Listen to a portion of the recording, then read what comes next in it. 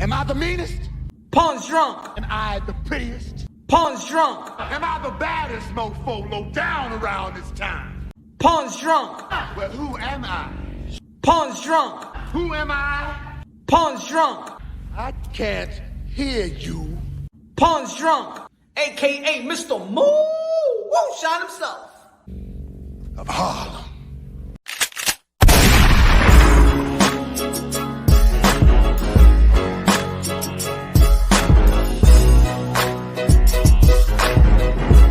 You already know this is Punch Wrong Boxing, aka Mr. Moo woo shine himself, aka El Adobo, aka El Sazon, aka El Borracho. Ladies and gentlemen, you already know it's Happy Hour Thursday. Claressa Shields, one of the queens of the sport of boxing, pound for pound, arguably number uno, is fighting in MMA.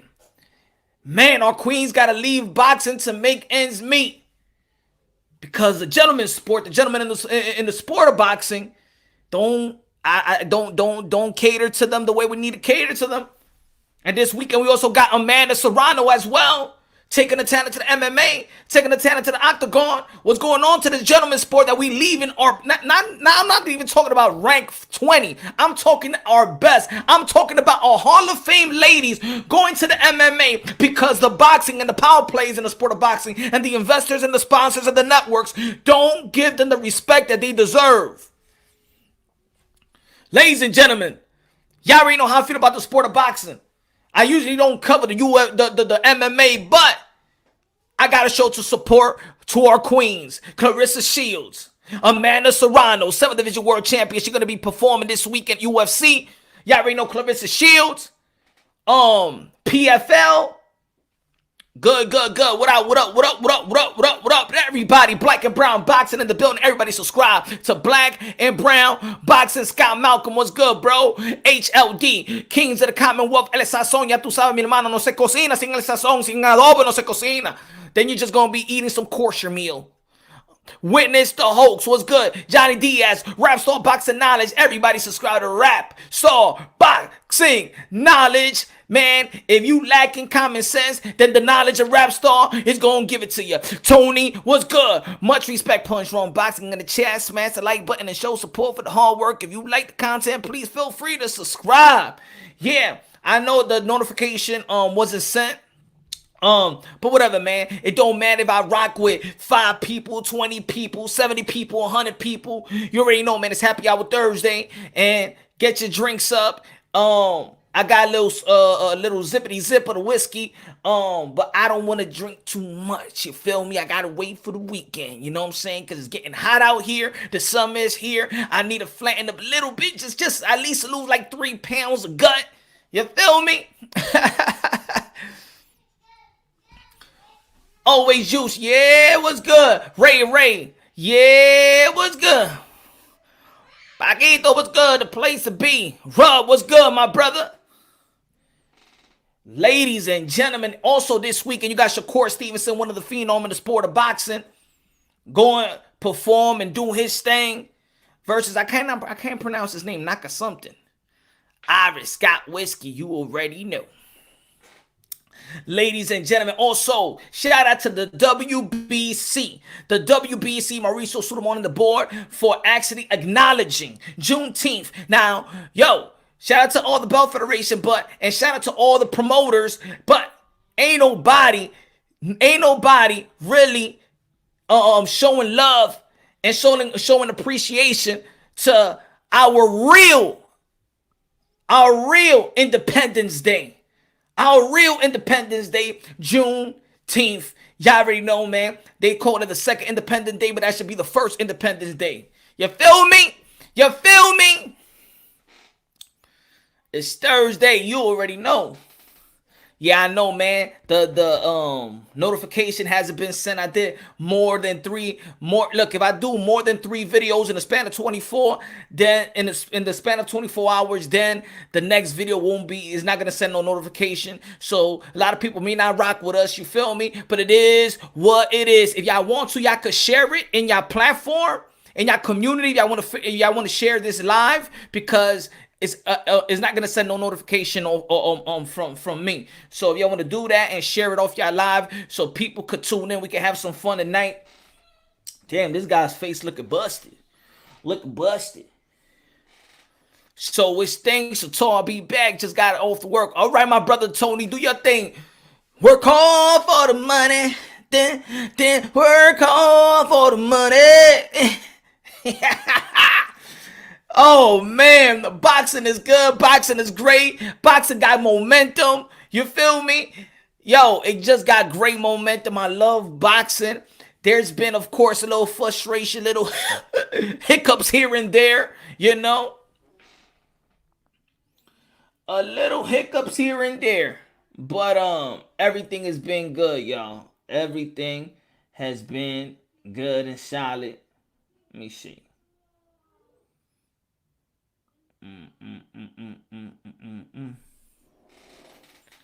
How do I share on my channel? You go to the community, you know what I'm saying? You press copy, you go to your community, and you share it. You feel me? Rich Alex, what's good, man? What's good, what's good, what's good, what's good? Hold on.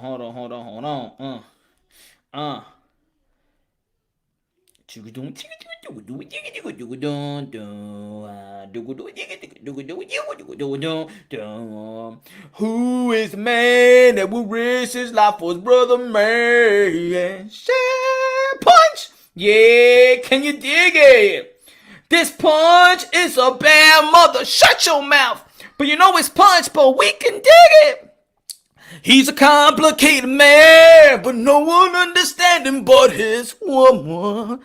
Ah, punch.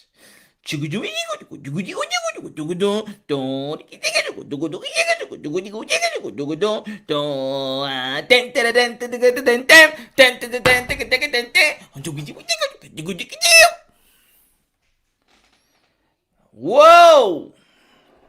So yeah, man, ladies and gentlemen, there's a lot of things to talk about in the sport of boxing. And also, we got to talk about, we got to be talking about that. Damn, a lot of people going to be spending a lot of dinero, a lot of pay-per-view events in the sport of boxing. Shit, they ain't even going to give this a month apart. D-Style Boxing in the building. Everybody subscribe to D-Style Boxing. You already know ACP. Subscribe to Raw Boxing TV. Subscribe to G-Funky Boxing. Subscribe everybody that's doing their thing, breaking things down unbiasedly, logically, and the motherfucking objectively. Excuse my language. I'm trying to clean it up, yo. That's it, yo. Punch drunk. I got a mission that I got to clean up the words.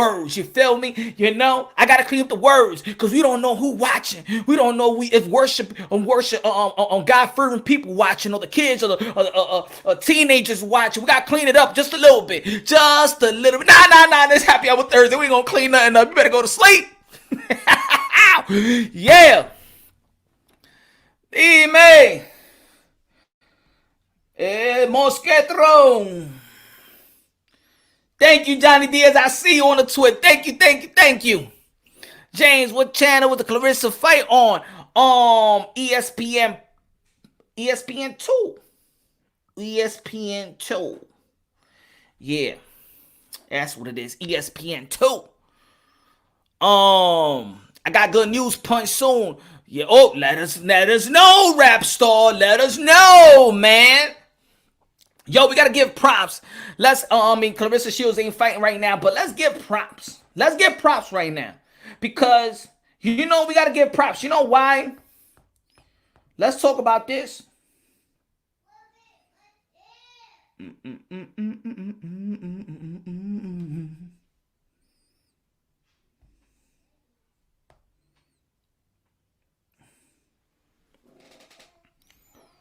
Why are these things always buffering, man? Come on. All right. You know why we got to give props?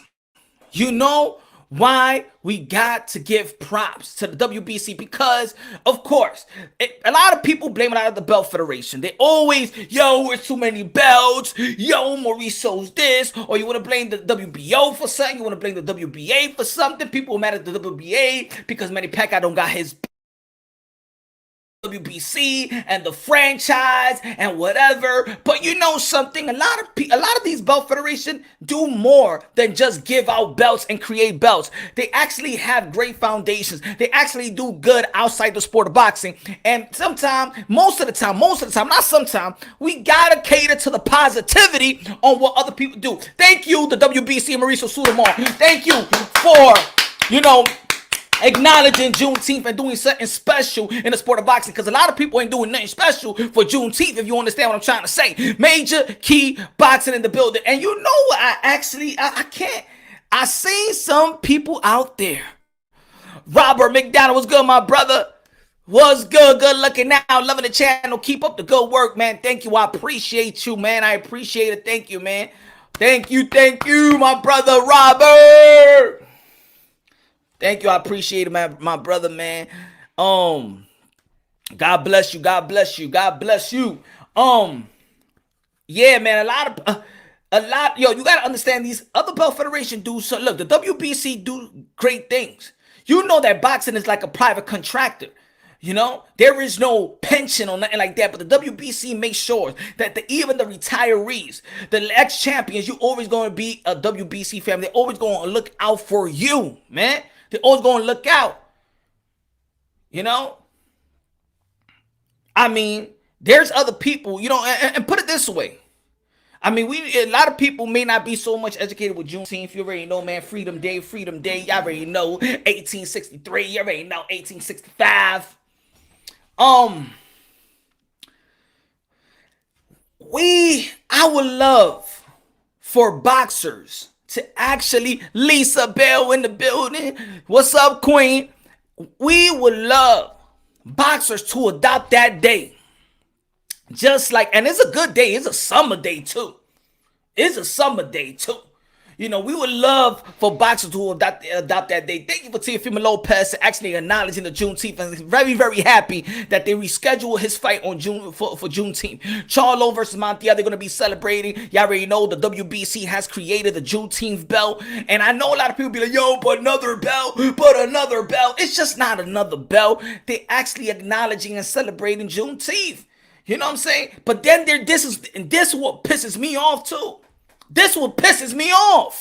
Ernesto, dímelo, mi hermano, that there are people out there that you and I know that they be like, yo, but why the WBC don't do this? Why the WBC don't do that? Why doesn't a franchise been given to these fighters, if you understand what I'm saying? But once they are the only one that is acknowledging and celebrating this day, oh, he ain't doing nothing. I mean, what is it? Just a belt? I mean, so what? You know what I'm saying? Like, so he's doing something honorable now? Yo, I see comments, and I'm like, you see? This, for some people, it's not even about that. People got just different agendas. You know what I'm saying? I think people just want to hate, bro. Man, let's pray for their souls, yo. I'm going to pray for their souls, man, because it's disgusting, man. It's disgusting. So people press this on. People will go out there and actually be like, yo, the WBC, they cater to whatever Latinos, and they care they're racist, but then they the one that, you know what I'm saying, that comes out with the Black Lives Matters, with the Mike Tyson Roy Jones event. Now they doing the Juneteenth on the Montiel Charlo event. They got their eyes and their ears open. You know what I'm saying? They feel the pulse of what the people is asking for, and you got to give props to Mauricio Sudamar for that, man. Just stop. Yo, look, I don't like Bob Arum all the time, but to be honest, I can't stay mad at Bob Arum at the same time too. I could see the good, and I could see the things that they could work out. I could see the good in the WBC, and I might see the thing that gets me cringy. You feel me? But come on, y'all. When are people only going to sit back and at least feel satisfied for just a moment, man? It's always something, man. Said, I've never heard of Juneteenth in school. I know, right? But at least, see, probably people in boxing never heard of Juneteenth. But the WBC is celebrating it, and there's people still within the culture. I see the comments, yo, within the culture that's still like, well, he ain't doing nothing. Well, he ain't doing nothing. It's like, yo, the agenda is like, it's all about hating, bro. It's all about hating, right? It's all about, it's not even, I don't even know what type of cause people really want to fight or what people just create. WC Rapstar says WBC is the only ones doing something. Put some respect on that. True. HLD holla. Lisa Todos out the chat. What's good? G-Bo in the building. What's good? What's good? Thanga said you didn't hear about Juneteenth. Feel me? But at least the WBC is acknowledging it, is celebrating the day of freedom. Freedom! There are people out there saying, but what is that? You know what I'm saying? Try to like devalue what the man is doing, what the WBC is doing. You see? That's the problem. That's the problem. That's the problem. Official.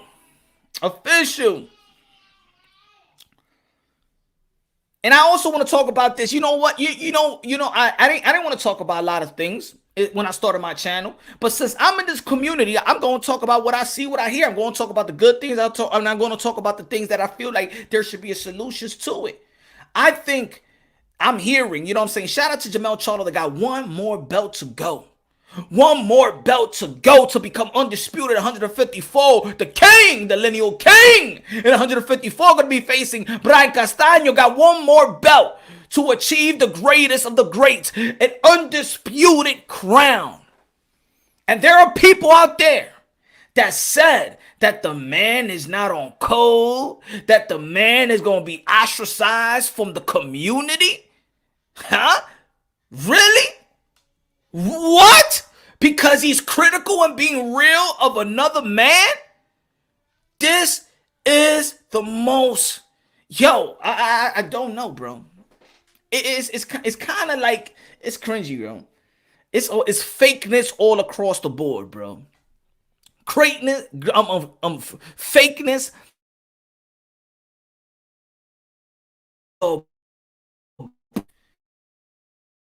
Fakeness all...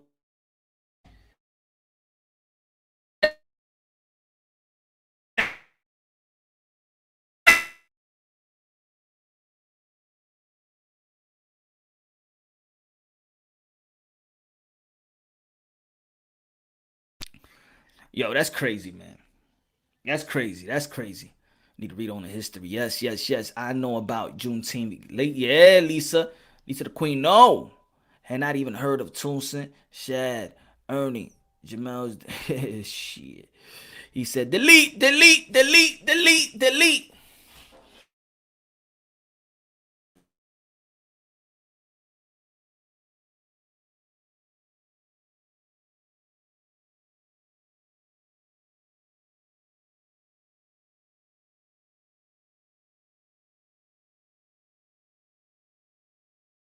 Hell's happening, man? Everything is freezing. I know. I'm seeing it right now. Do your thing, Punch. Sorry for the interruptions. HLD, they could never. Yeah, it's freezing. I know. Maybe a lot of things. We're using a lot of things up in here. Frozen Punch. You froze up, bro. Your connection is really bad, hermano. Let me see.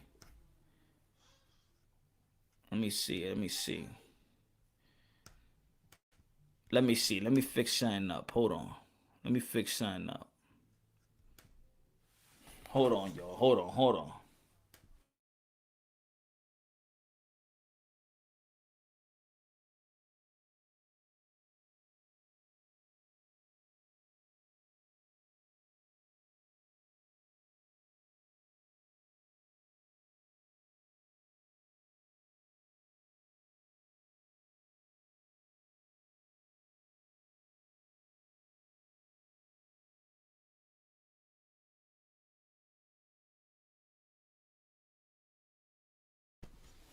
Ok.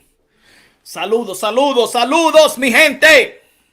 You good, carnal? Estoy bien ya. La cara está bien. Estoy bien, mi gente. Yo, so yeah, man. So you know what? You know, certain things. It's like, yeah, we ain't gonna talk about it, but I'm in this community, bro. I'm in this community, man, and I'm gonna call it. I'm gonna see, and I'm gonna call out the cancer, bro.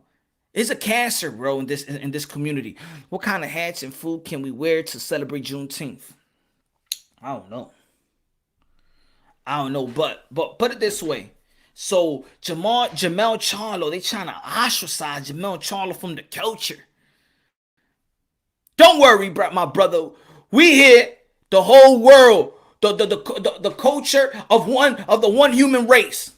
Alright? We with you, Charlo. Both of we with you. Don't worry about it. Huh? You don't gotta be on that cancer shit. It's because you haven't shown the sponge. With the moonshine that punch. Diablo, ¿dónde que está? Es porque yo no quiero beber mucho ahora. Eso es la vaina, tú sabes. It's going to be a good weekend, you know. Pero, yo, esa gente de verdad están fumando crack, eh. Son crackeros esa gente, mi hermano. Cause so this is what it is now. So you can't criticize another person or you're effed up or you're not on code. Really?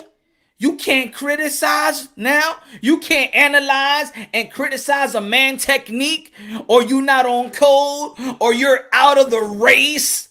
Really? Matter of fact, good. Because people shouldn't be divided. It's about one human race, right? Yo, but people are, yo, man. I know. See, mentally ill is really playing a part in this community, and I pray for a lot of people in this community that is suffering. You know what I'm saying? Even though if people don't want to admit, but I really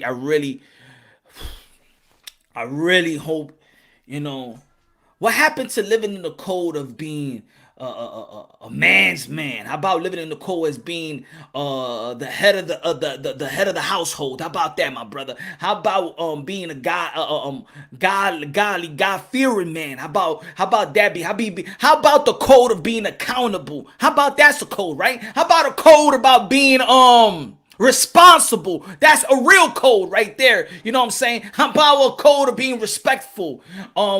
Loving people, not hate other people, giving back, being humanitarian. It doesn't matter how much money you got. How about that type of code? Taking care of your kids and providing and nurturing. How about that? Nurturing your woman and treating her like a queen. How about that code? How about that code? How about telling the truth, keeping it real? How about that code? How about being honorable? That's a motherfucking code. Alright?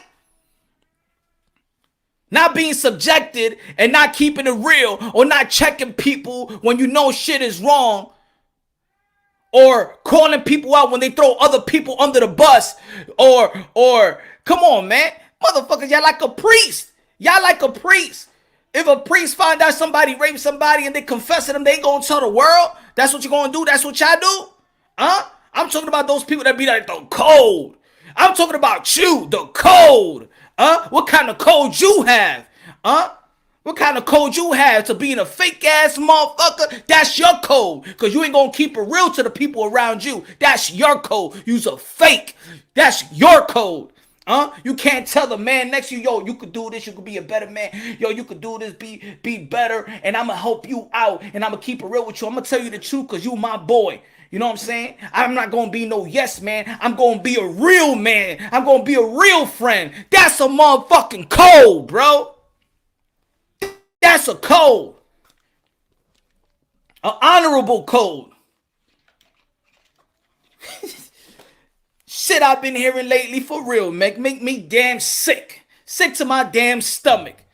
Sick to my damn stomach, man. I'm gonna call it out. It's Happy Hour Thursday, bro. It's Happy Hour Thursday, man. The length of drinks is in the system. We gotta call it out, man. We gotta call it out. if I ain't gonna be in this community because the YTBC, the YouTube is a community on itself, let's call it out, bro. Let's call it out. Because right now, a lot of you motherfuckers is disgusting, bro. It's disgusting. Y'all motherfuckers are the real sellouts. Y'all the real sellouts. You know who y'all are. The one that want to ostracize Charlo for not having, but not being on code. Y'all the sellouts. Y'all the motherfucking coons. Y'all real the sellouts. Let's be real. Let's be real. Cause a man wanna be real. Cause he said, yo, skills beat this other guy. Yo, don't justify everything in front of the whole world. I mean, you ain't never heard Canelo say that shit about what was it? You ain't never hear Canelo say that shit about another Mexican fighter or something like that. What the fuck is y'all talking about? Huh? Huh? Psh. Y'all crazy, bro. Y'all crazy. So if Jojo Diaz says, yo, Miguel Burchett got knocked the fuck out, he's got to be ostracized from the Mexican community because he kept it real. Yo, you shouldn't say that Miguel Burchett got knocked out. You should just keep it, you know what I'm saying? You should have never said that. ¿Por qué tú estás diciendo eso? ¿Por qué tú dijiste que lo noquearon? Usted no es de nosotros. Tú no es mexicano. Vete de aquí. Really? Really? Is that what we on now?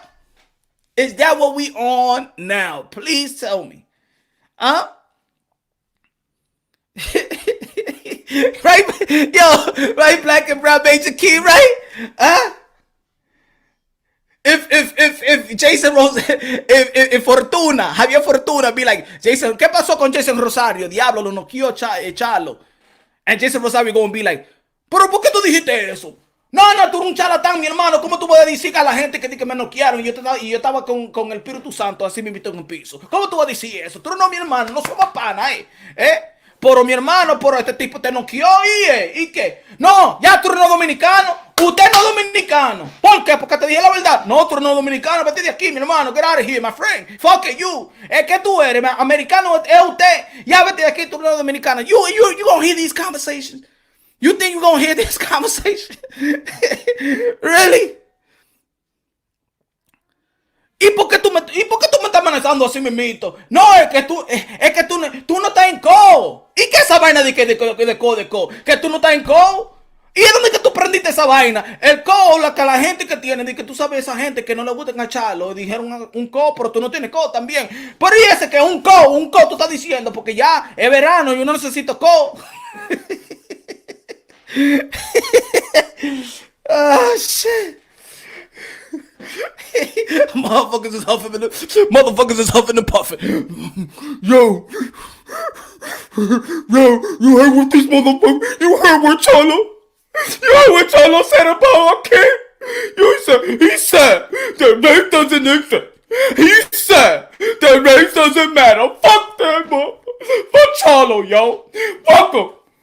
Everybody, yo, if you go to your store, yo, don't give him nothing. Don't give it nothing, no curry chicken, no nothing, man. For real, he ain't gonna eat nowhere. Alright?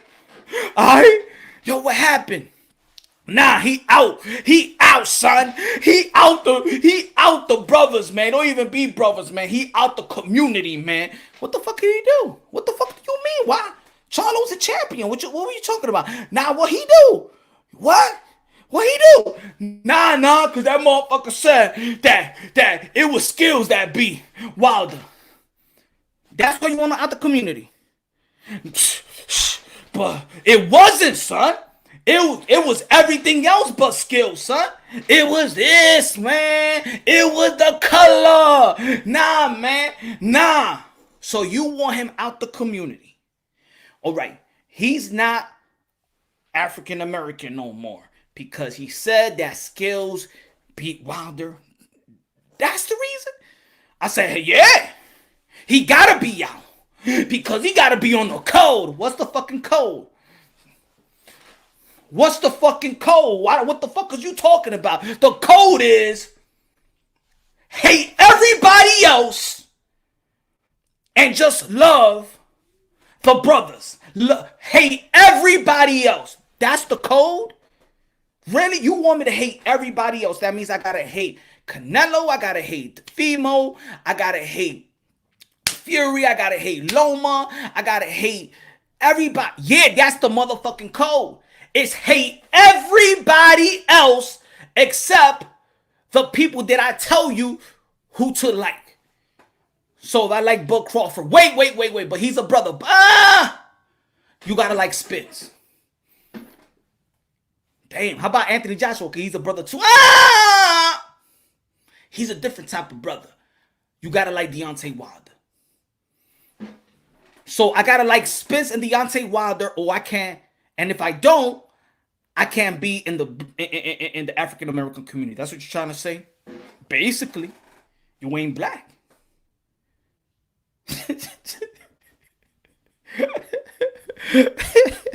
That's the code. That's the code. Hate everybody else, son. Hate every single race and every single soul and every single creed. If it's not certain, brothers. This community this community for real, bro. I don't gotta go to Bellevue and see some retarded motherfuckers. I don't gotta go to Bellevue and pass 32nd Street or 22nd Street and see some great. I don't gotta go to the subway. I don't gotta go to the A line 125th. A lot of strung out dudes in Lexington Ave. I just go to YouTube. I could just go to YouTube. I'm gonna say it like this. YouTube right now is like 1985 New York City, probably. You know what I'm saying? The crack era. I mean, 77% of the people's all cracked out, burning buildings and stuff like that. That shit is like, the YTBC is like Harlem, a bunch of crackish mob. Yo. You gotta stand on code. Really? Oh shit! Oh man, it can't be serious, yo. Hey, I'm watching, bro, cause it's fucking entertaining, man. Oh Lord, Chin Smoke was good. What's good, yo? What's good? Y'all need to be on code, son. Y'all need to be on code.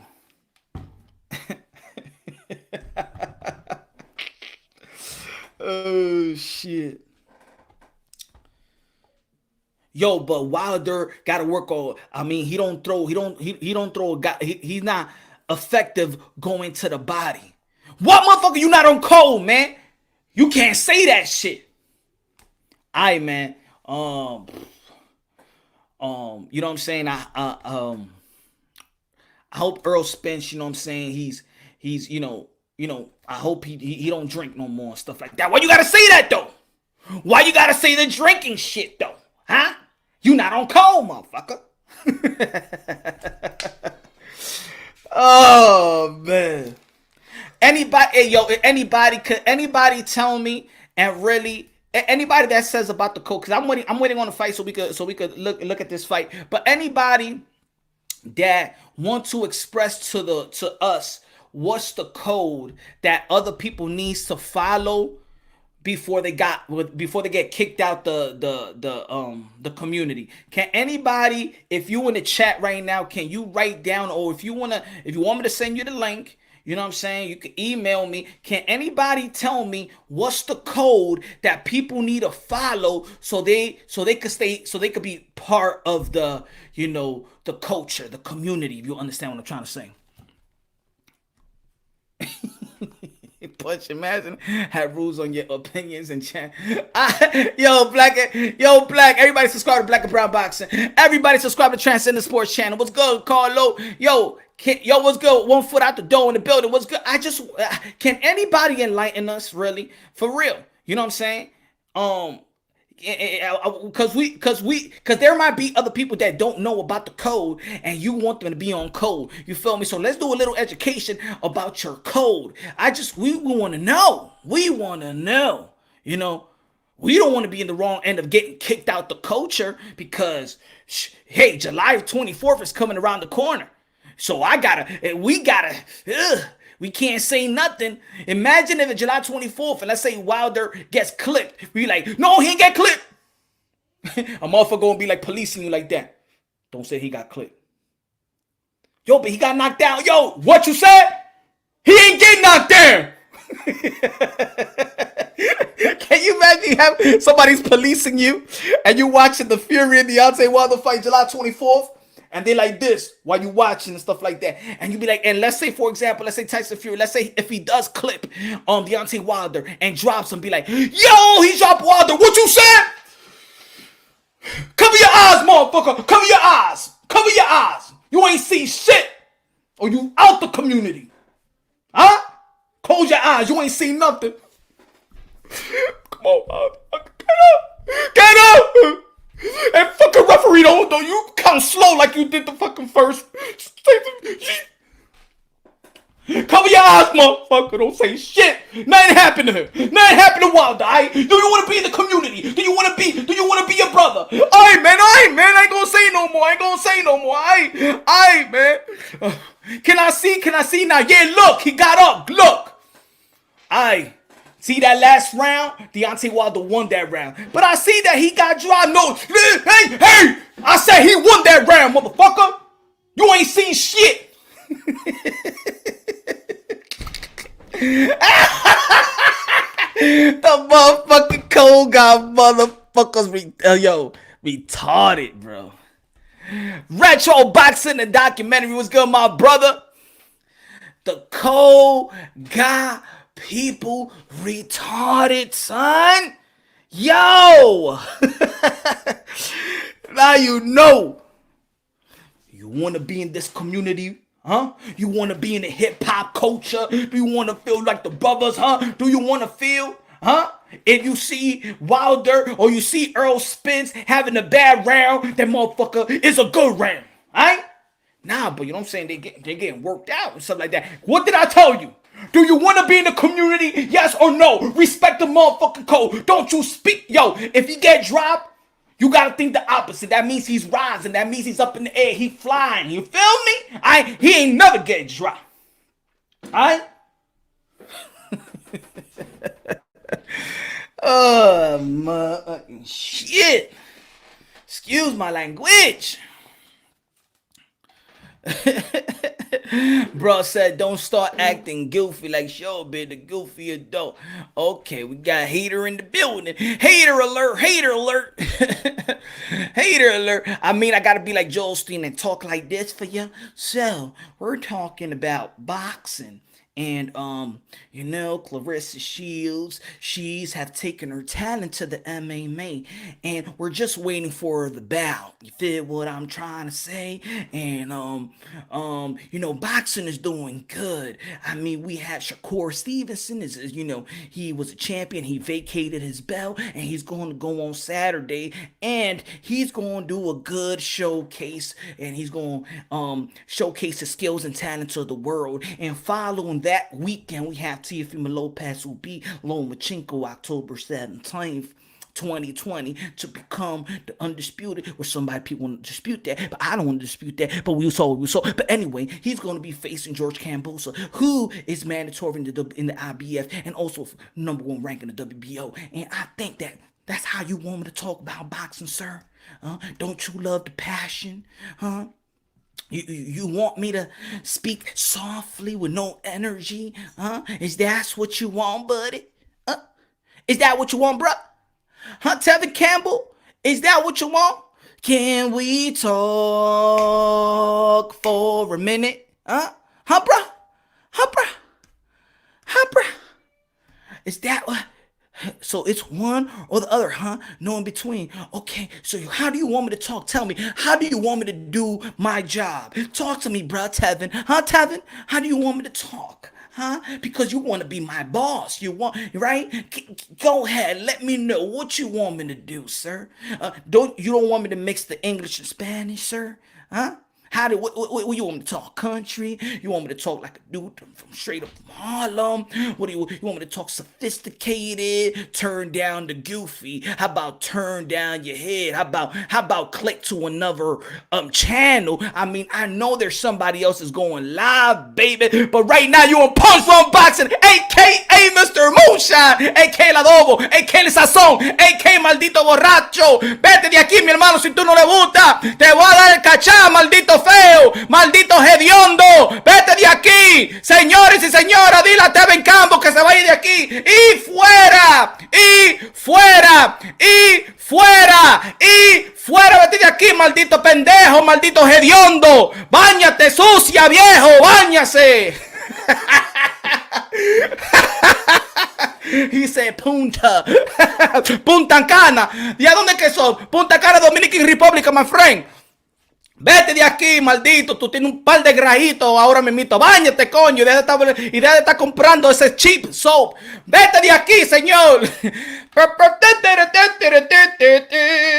Y fuera. And yeah, if you're going to insult, at least spell it right. He said Punta Cana. I would love to go to Punta Cana right now, especially right now. Vete de aquí, señor. Vete de aquí.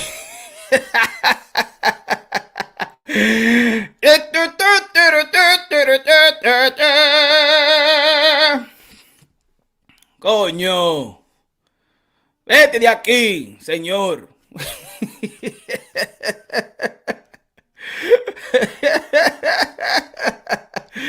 Vete de aquí, my friend. The tigre. He came to Punch Drunk, and this is him. Why you talk like that, Punch?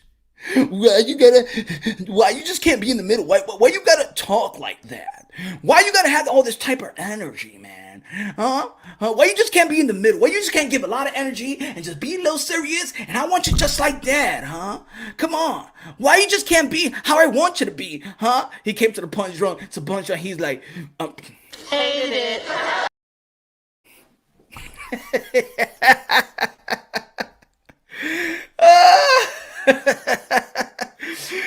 Oh, Lord. What you want, bro? What you want, huh?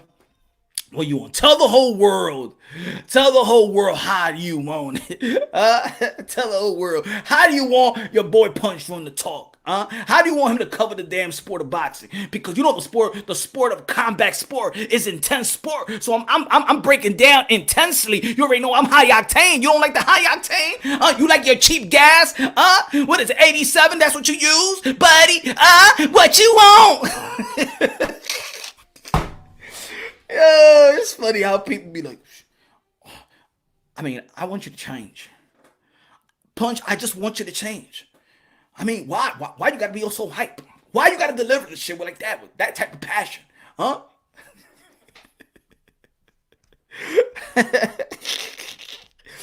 Ay, Dios mío, man. Esta gente, man.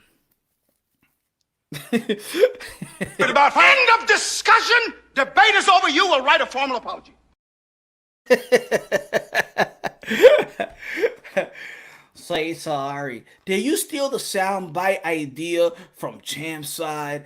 To be honest, I haven't checked out a Champ's side live or anything like that. The only time I really did hear about Champ's side was his pound for pound list, which people was critiquing, and somebody sent me the pound for pound list. I said, oh my gosh, really? Oh shit.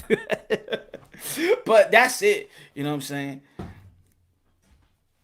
But smash the like button, buddy. Smash the like button. So he came over here to criticize me, criticize Showbiz. Shout out to Showbiz. And then he's here to give props to Champ's side. I get the feeling I know where he comes from. I know the community you may be coming from. I already know the feeling. Right? Slim, he said it right. Punch Beats a la vez con los haters. Esta gente son hediondos, Ernesto, que no se bañan, son sucios, son mal paridos esta gente. I'ma smash the. That's what I'm talking about, Tevin. That's what I'm talking, smash. Oh, HLD, he's on code. Let me ask you a question, Tevin. Are you on code? Because if you on code, you shouldn't be criticizing me. You gotta be on code. Huh? You gotta be on code. Don't you dare criticize me. Or you're out the community. You're out of here. like the ump. You're out of here. What's on code? You don't know what's on code? Okay, no, all right. I don't know. I mean, on code is, so there's this new thing on code that you gotta hate everybody else. This is the code, right? And you gotta hate everybody else except your own race that you identify with. If you love or you give credit to anybody else, then that means you're not on code. If you give credit or you critique one of your own fellow brother or fellow race personnel, if you critique them, then you get ostracized, you get outs, they kick you out of the race. That's code. That's the code. I mean, it's a silly code, but there's a code out there, and it's becoming it's a new thing now. It's a new thing.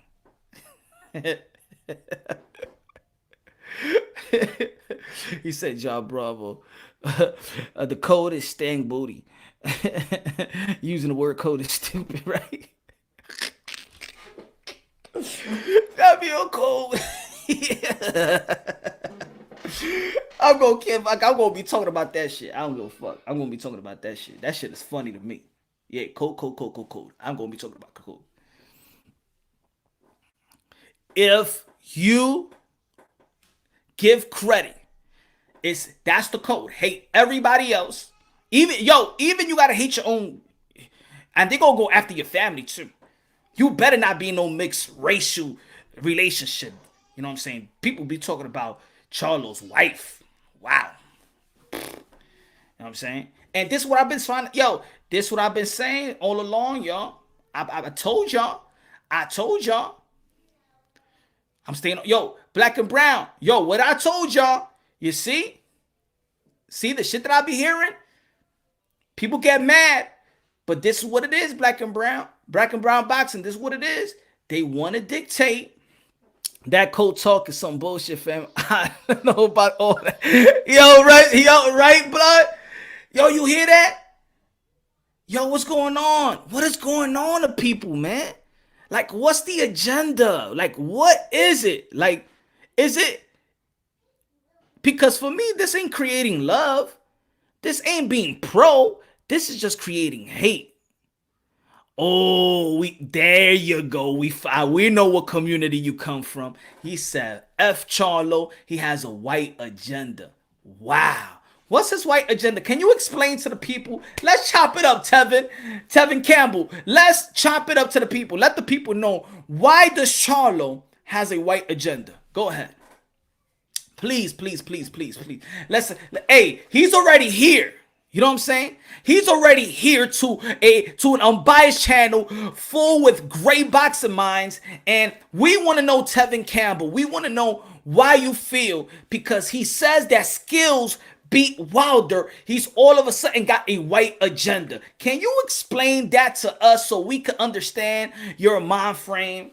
Yeah, I get to Gino too. I get to you too, because he's on code too. He's on code as well. We get to you too as well. Selling his race out to cross over. How's he selling out his race? Can you explain that to me? Can you tell me how he sold out his race? Please. Okay, he said he sold out his race to cross over. Can you tell us how he sold out? Please enlighten us. Because this right here is the toxic shit. And the thing is, while we could talk about this is Happy Hour Thursday, baby. You already know, man. I ain't going nowhere. These are the mindset that it's just not only him. It's other people, and there's other people that's implementing that type of mindset. You know what I'm saying? Like, again, we got to clean up the cancer. So can you explain to us, Tevin Campbell? Can we talk for a minute? Can you go ahead and explain yourself? What is it? How did he sell out his race? Punch. Charlo was just another dude trying to get money by selling himself. Okay, clearly we see. Okay, all right, let's move. Okay, all right, where the moonshine though? Spot, I got you, my brother.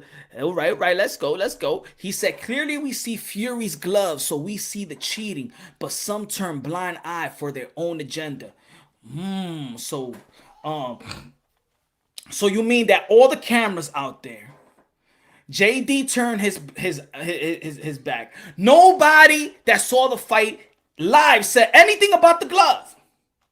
Anything about the glove, right? So you mean everybody in the stadium. You're talking about the Nevada State Commission. You're talking about his team as well, right? So now we turn a blind side on the gloves. So that's the thing. That's what it is. So let me ask you a question.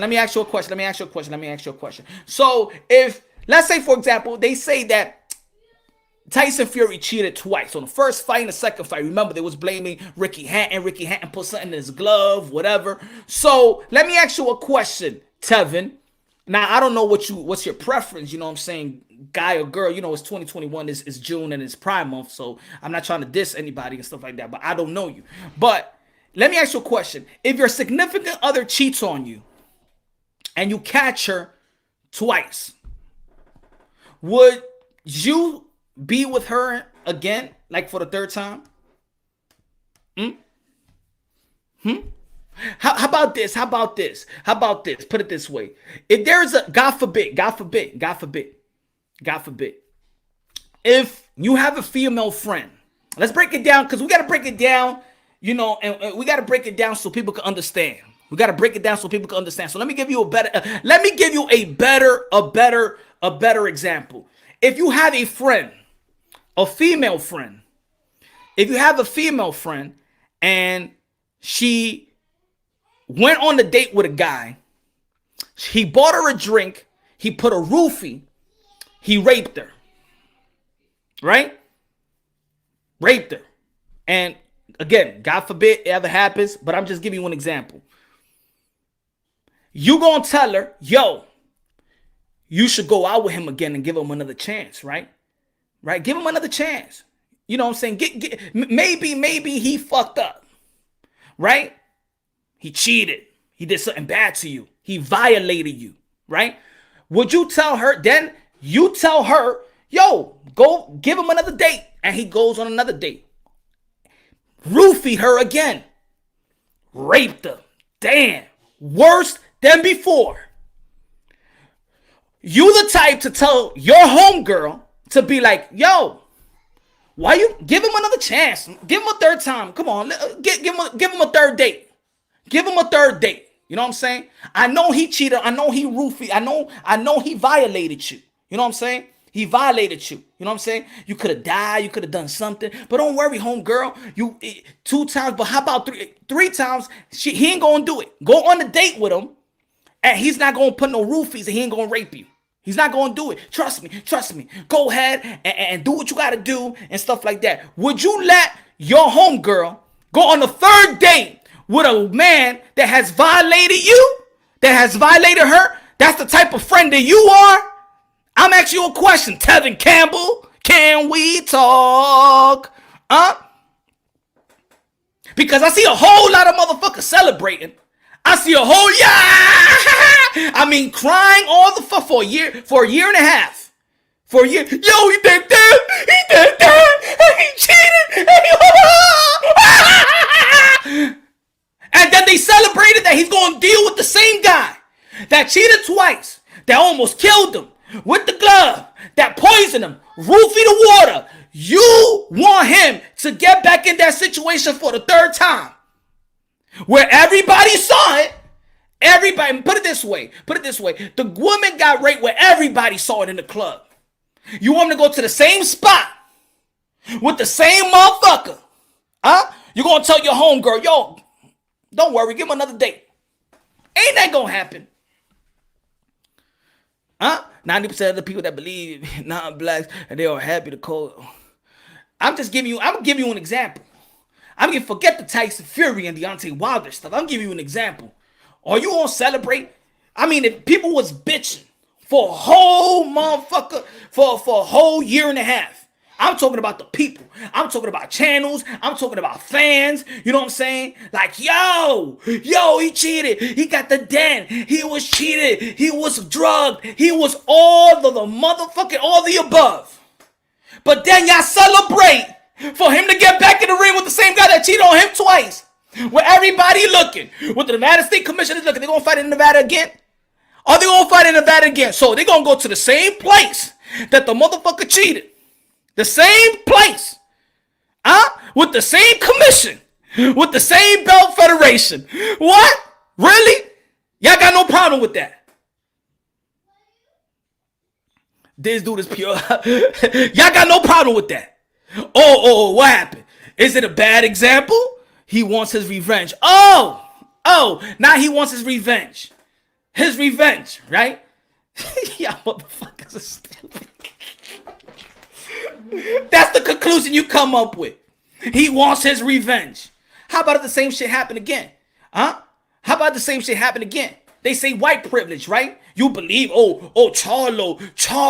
You said Charlo is trying to cross over. He got the white agenda. The white agenda. Really? Come on, makes sense, bro. All I'm telling you, my brother Tevin, can we talk Tevin? Don't downgrade your mind, bro. Don't do it to yourself, my brother. Don't do that. Don't do that. Don't do that. Don't downplay your mind, man. Don't do that. It's not worth it, bro. Fighters come and go. Fighters come and go, my brother. I'm saying this out of love, bro. I'm saying this out of love. Don't do that to yourself, man.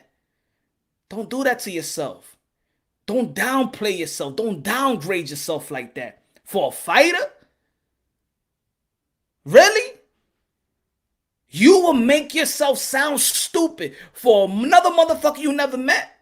And a motherfucker that don't care about you, don't know you at all? He said, I see how much you enjoying going against the brother. You congratulate Charlo's statement. You just contradicted yourself right there. You going against another brother. Black on black crime. Why are you going against Charlo? What has Charlo done in his career? You talking about me going against a brother. You are going against a brother. You told Charlo that he got a white agenda. You can't even come with a great explanation for that stupid ass comment.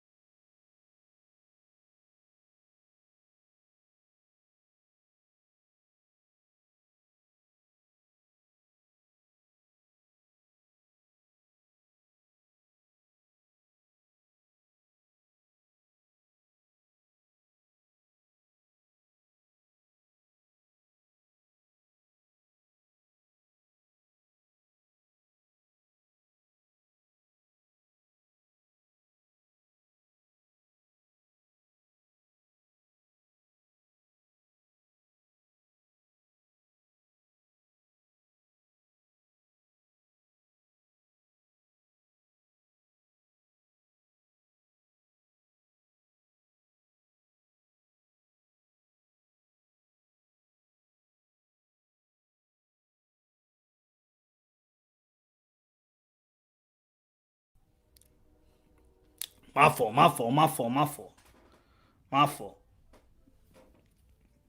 Shit, ever since the power outage went off, hold on, let me figure this thing out. Hold on, give me 1 second, y'all. Give me 1 second, okay? Let me give you 1 second. Hit punch with an X switch. Oh shit. Hold up. Give me a sec.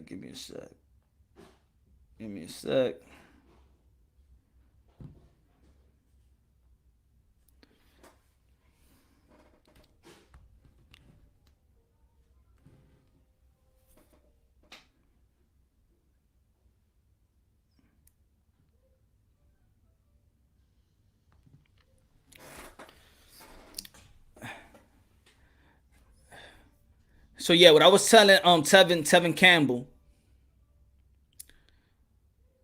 Where'd Tevin Campbell go?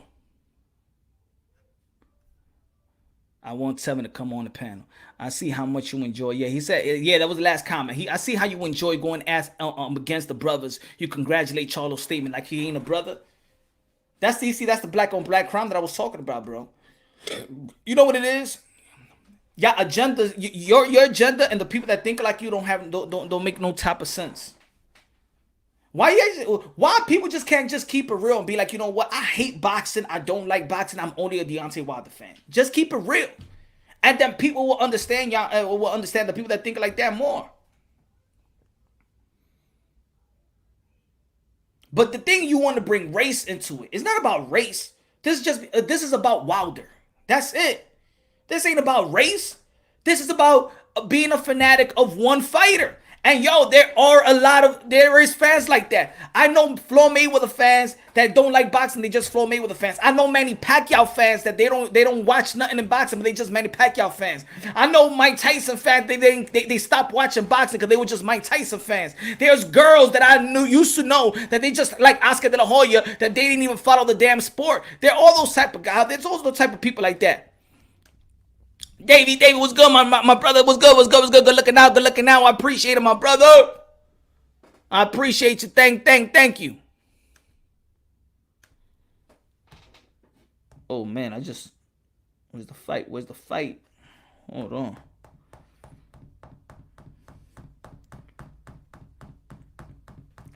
Damn. Thank you. It's boxing. It is about race, unfortunately.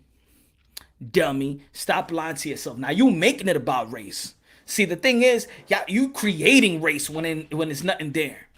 It's nothing there. It's nothing there. You want it to be race because you want to be a victim of something. Or you want a fighter to be a victim of something. There is no race there. The fight between Tyson Fury and Deontay Wilder has nothing to do with race. It has nothing to do with race.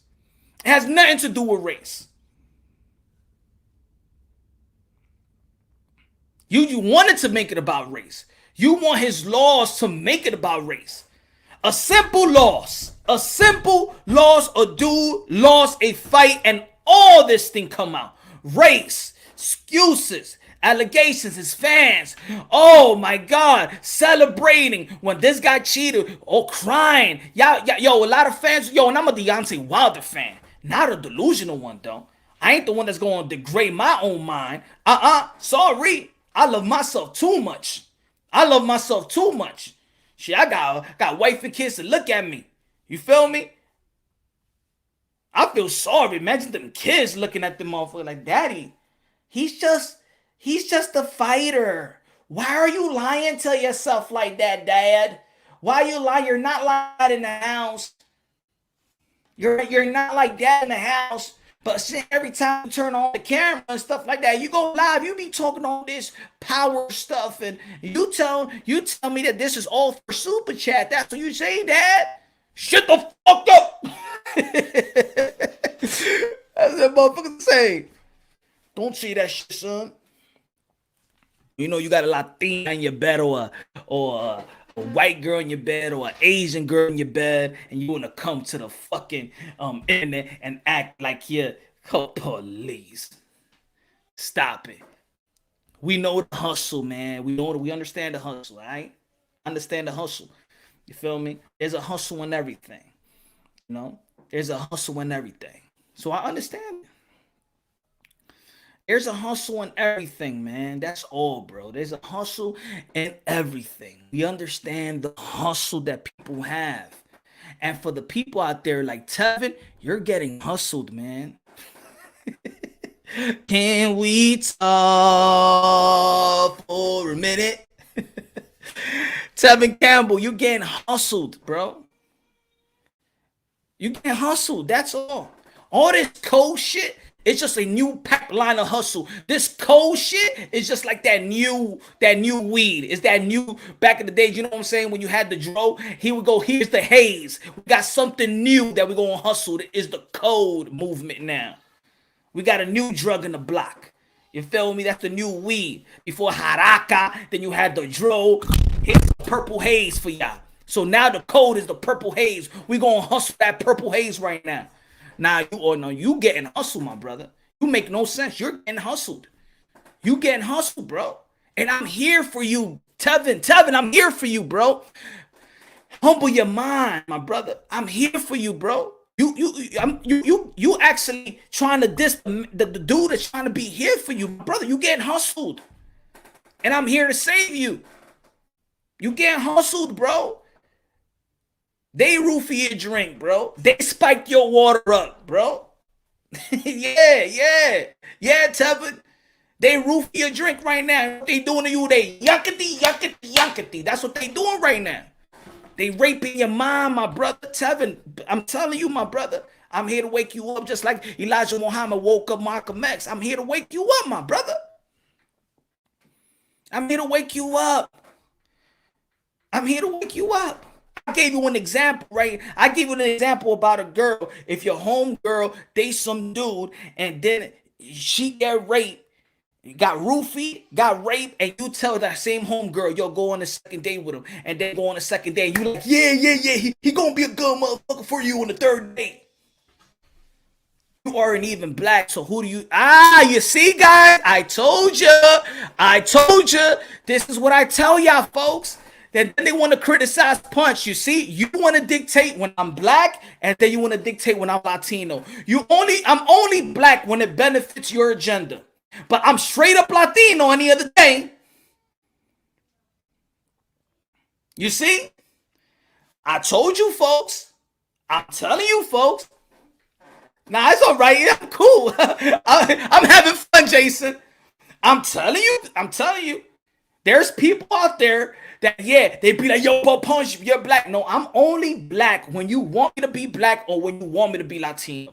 That's how you want to dictate it. When it caters to whatever your agenda, when it caters to your talking point, that's when I'm black. But you let me know right away when I'm Latino. That's what it is. Let's be honest. Come on, bro. I've been living long enough, man. I come from the community of this shit. Come on, man. You think I ain't experiencing life, my brother? I know how shit work.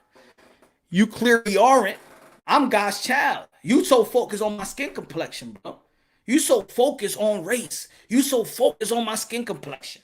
So if I'm not this, so what you going black, put my blackness to the side or something like that. If I don't agree with you, whatever you want to agree, you'll want to agree. You're going to put me like Charlo. I'm on the Charlo line. If I don't agree with what happened, if I don't agree with your narrative on what happened after the Fury fight, then I'm not black no more. Huh? I'm not black. Now I'm Latino. You're on the Latino line, Punch. I told you. This is the way I expose people, bro. It's how I expose them. Again, when people was coming at me, I'm gonna keep on talking about it because I gotta wake people up. They said, this is what they say, and luckily that they erased that live stream when they said, but this guy from New York, he the nigga from New York, from Harlem, What the fuck is he talking about, Latino? Latinos is a bunch of black niggas that speak Spanish. That's what he is. They no such thing as Latino. That's what they say. That's what they say. But as soon as they talking about this, when yesterday I was hearing a lot of shit, and they were saying, oh, but they got a code. Who's they? Because Latinos is black. What are you talking about they? See, when they have a talking point, that's when they know who's Latino, and they separate us and they separate the blacks. That's what they do. That's what they do. And I'm talking about those, the ignorant ones. I ain't talking about everybody, because not everybody is like that. Not everybody is like that. But I call it what I gotta call it. You know what I mean? Code is hate everything else that does not identify with your race. Hate everything else. Don't give credit. Don't criticize what's happening. And this what it is. There's a problem. There is a problem in the community that if you justify certain things that's going wrong in your community, right? You're like a sellout. If you be like, yo, we got to take care of our community. We're killing each other. Don't fucking say that in front of the whole world. Don't say it's black on black or Latino crime or Latino and black crime or people killing each other. Don't you? You're a sellout. The code, man. The code. But it's not the code of race. It's the code of a fighter. That's what it is. How about y'all won't be on code with Charlo? How about the people that agree with Charlo? Oh, they on code? Pick a side. Pick the boxer. I go with the person that has responsibility and accountability.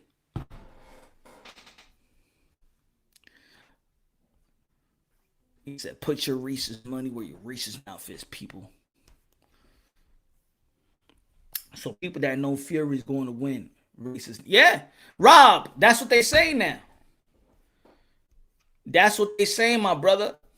My brother, that's what they say now. So it's a lose-lose. It's a lose-lose situation, my brother, for them.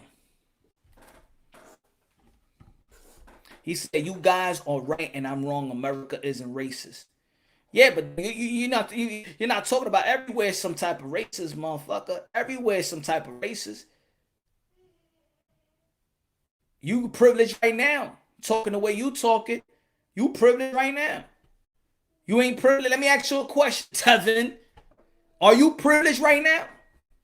Or is somebody keeping you from something? Let me ask you a question, Tevin. Let me see what kind of brother you are. Let me see. Tevin, do you have privilege in your life right now? Or is some dude that's holding you from keeping you from gaining something? Weak ass motherfucker. Answer the question, Tevin. Are you privileged? Is somebody keeping you down? Is somebody keeping you from something? I want to see if you answer the question. Let's wake you. I'm gonna wake you up. You're right. Boxing isn't racist. Those whites are fair. Let me answer the question, Tevin. Are you privileged, or is somebody that's holding you down? Somebody is keeping you from something other than your baby mama, probably. I don't know. She probably taking you to court and shit like that. You got to pay some child. So I don't know. I'm not talking about that type of hold down. I'm talking about, you know what I'm talking about. Is somebody keeping you from gaining something in life right now? Are you blaming everything on the white man? He's doing the white man is keeping you down. Is the whitey? It's pale skin mom, the pale skin dudes is keeping you down from gaining something. How about you, Gino? Is it keeping you down too? I want to know. I want to know the type of dudes you know what I'm saying? Let me see the people that you know. I just want to ask the question: is they keeping you down? They keeping you down from getting money? They're keeping you from taking care of your family. They're keeping you from being a man. They're keeping you from being accountable. They're keeping you from being responsible. Come on, answer the question. Let's see what type of brother this is. Let's see what type of dude you are. Answer the question, Tevin. Answer the question, Tevin. How about you, Gino? Answer the question, you too. Let's see if you were alpha. Let's see you a straight up beta.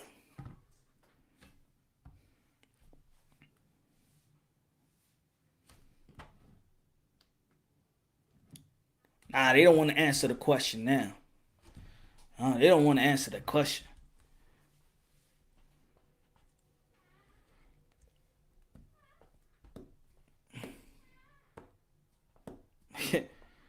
Tevin, I bet you Tevin don't want to answer the question. Because that's when he waking up right now. That's when you wake up. You ask him a question. Because if you say a dude is holding you down and be like, really? I just answered. Where? I ain't see your answer, my brother. Nah, I ain't see your answer. You are right. Boxing isn't right. I'm asking you, if somebody holding you down if somebody keeping you from gaining something, from getting money, to taking care of your kids, from being responsible, for holding yourself accountable, is anybody keeping you from something right now? Is anybody, you don't got privilege right now? Can you talk to me? Let us know. Let us know. Let us know. I'm not, but tell us right now why you type. I ain't see it when I showed up. Can you tell us? I want to know who's holding you down, because we right here. We your brothers. We want to know that person that's holding you down. We want to see that person. We want to see the person. Let's know. Let us know. Let us know. Let us know. You look like us, but act like them. See, these people, Gino, you answer the question, bro. Stop making statements. Answer the question. Gino, is somebody keeping you down? Or you weak like that somebody's still keeping you down in 2021? Yeah, I said it. Yeah, I said it. Or you weak that in 2021 somebody's keeping you from gaining something right now? Gino, you don't got privilege right now? Let me know. Let us know. Let us know. Please answer the question. So we want to know if you are a beta.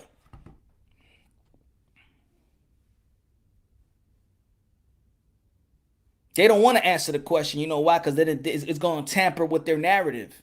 It's going to tamper with the narrative that they push. Because as soon as they say is nobody can hold me down, so why the fuck are you complaining about?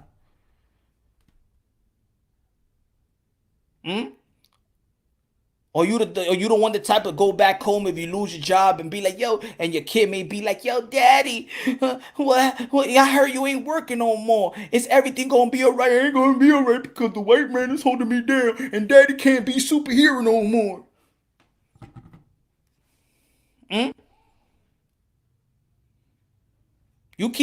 Y'all keep on saying that, and that's why them women is leaving y'all motherfuckers and going out with it. Why would a girl stay? Why would a girl stay with you? If the other dude is keeping you from something, she'd rather be with the dude that's keeping you from everything. You in bed with your girl and you go, yo, motherfucker, why you ain't going to work? Cause the man is keeping me from getting work. So that mother got a lot of money and he's keeping you down? Yeah, I can't do nothing. I can't do nothing. I mean, it's fucked up out here. He said, Gino, you look like us, but act like them. Who's them? Who's them, Gino? Who's them? Who's them? Who's them? Who's them? You lying through your teeth. You self-victimhood motherfucker, you.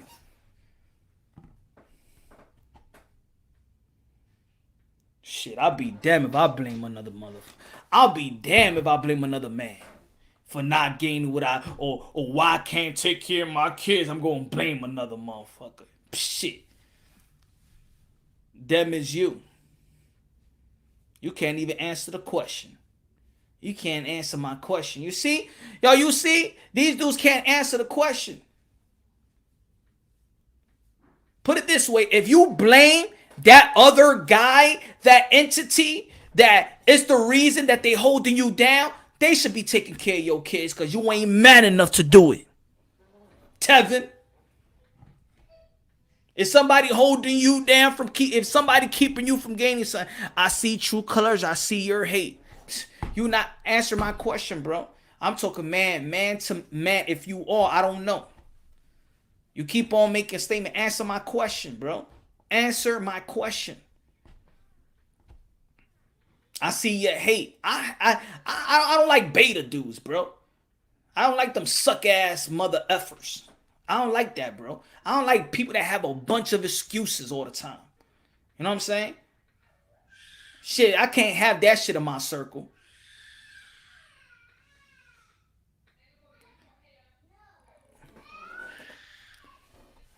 It's when you hit them with the real shit, then they come with some excuses. He don't like us. He's racist. He's this. He don't like his own kind. He's all this, man. Get out of here, bro. I'm a leader, man. I'm a leader, bro. I don't like the victim mentality and when they projecting, especially Abe. Especially when you in a certain age, bro. I could understand if my 3-year-old be like, Daddy, I can't do this, or my son that, I ain't do the homework because of this, Dad. I could get that from, but a grown man. Yeah. Claressa Shields is she's walking into the octagon right now, ladies and gentlemen. Claressa Shields. Let's talk about Claressa Shields right quick. Yeah, Claressa Shields, the queen, number 1 rated, the best out there.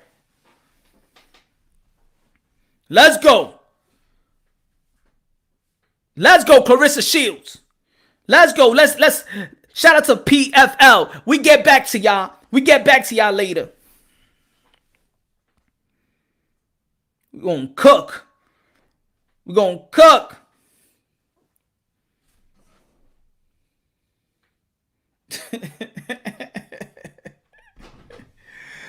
Oh man.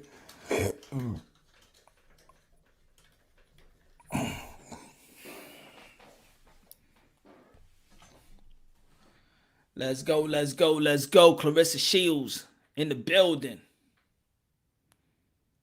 Let me put this right here, man. Hold on. Yeah, let me bring this down a little bit. All right.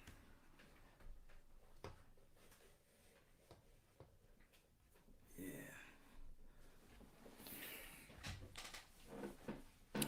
Tevin stirring like Bobby Murray, the most beautiful woman. Hey, yo, man, come on. It's Claressa Shields time versus Brittney. Brittney Elkin. Let me see what Claressa Shields got. And, yo, it'll be an incredible win.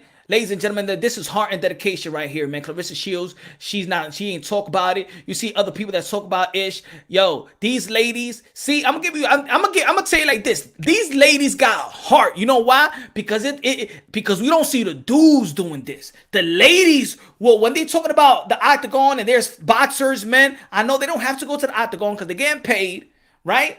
But let's see what Claressa Shields gonna do. Let's see what you're gonna do. Let's go, Claressa. Do it for boxing, y'all. Do it for boxing. You know how Holmes, she was a boxer and she beat Ronda Rousey, right? Boxers be doing their thing. Let's go. Let's go, Claressa. Show that boxing this is a statement. She's doing this for boxing right now. She's doing this for boxing. Let's go, Claressa. Go get her, Claressa. Let's go, baby. It's Moonshine, a.k.a. Sazon, a.k.a. Adobo, a.k.a. Let's go, El Borracho. Let's go. She's going to try to attack you. Let's go. Round number 1. Let's go, Claressa. Do your thing. Do your thing. Do your thing.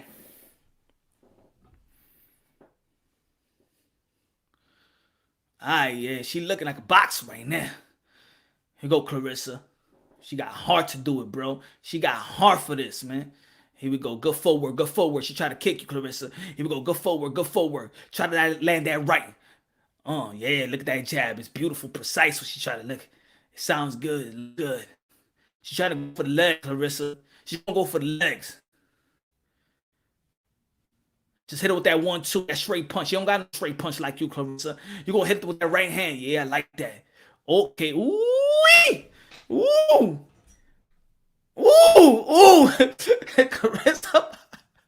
Claressa gonna lay it out, bro. I think Claressa gonna lay it. Come on, Claressa. Do it for the people. Do it for boxing, baby. Do it for boxing. Ooh, go kick Claressa. Oh, she gonna try to, boo, you cheap. Come on, stand up. What you gonna do with submission on her? Come on, Claressa. Fight her, Claressa. Do it for the her, Claressa.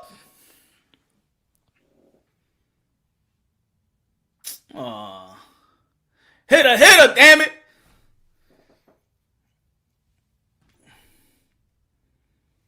This is why I don't. This is why I like boxing, man. All this ground and pound, I hate that. I'm sorry. That's why I can't watch the UFC, bro.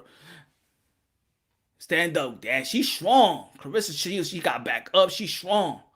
She's strong. She gonna hit you in the thigh. She gonna go for the thigh. She gonna go for the thigh. She going for the inner thigh right with the kick. Go ahead.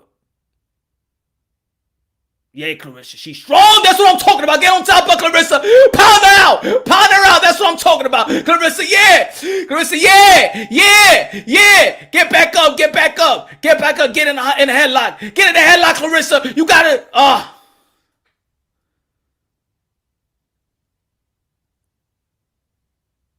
mean, Claressa's doing good while she on the floor. Come on, she been in this position before.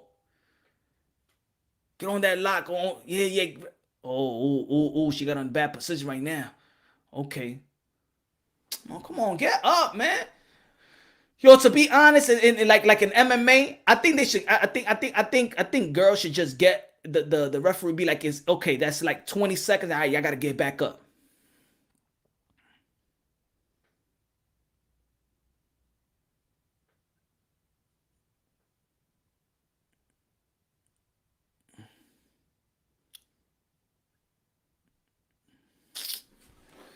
Come on, Claressa. Use that power, Claressa. Use that power. You got endurance, man. You got endurance. Nobody got endurance like boxers. Nobody got endurance like boxers. Come on, Claressa. Get up off you. She's a lesbian. Lesbian.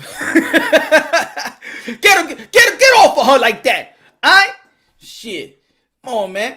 I'm trying to watch I ain't trying to watch female porno. I'm trying to watch a match.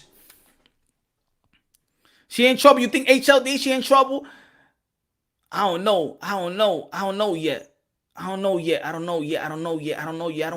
want this to be in a submission because that's easy.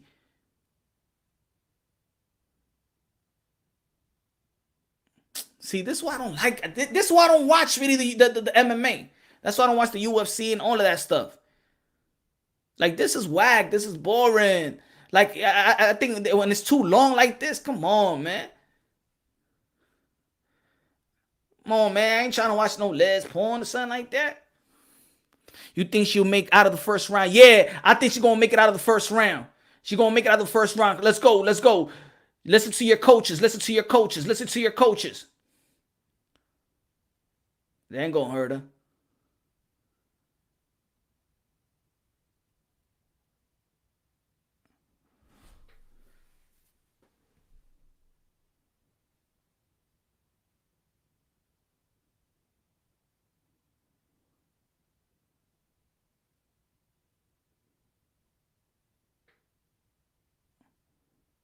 Claressa looked like she was just swimming. Just relax there, Claressa. Let the first round go. Just relax, Claressa. Just relax. Just relax. Just relax. You got this. Just relax. Get out that first round. Relax. She ain't going to do nothing there. She's not going to do nothing. She's not going to do nothing. Or she bobbing and weaving. Oh, that's what I'm talking about, Claressa. 8 more seconds. Get out that first round. Now get out that first round. Get out that first round. Get off of her, man. You boring. Get off of Claressa. Get off of her. She survived. That's what I'm talking about, baby. That's what I'm talking about, Claressa Shields. That's what I'm talking about, Claressa. Just use more footwork. Use more footwork. She go on the dive. Shoot that uppercut. Make her pay for it. When she's going to come in, she's going to try and knee her, Claressa. Knee her. Knee her grill, Claressa. Knee the ish out of her. That's the only way they feel like they can get boxers. That's the only way they feel they can get boxers. When she's coming in, yo, she's going to come in and she's going to try to dive and boom, hit in the knee like that. Like Jorge Masvidal did that when he knocked the dude out like in what? In like 6 seconds or 5 seconds or 1 second. Other girl did nothing but wait to counter and storm and for the yeah, she ain't do nothing. 1 foot out the door.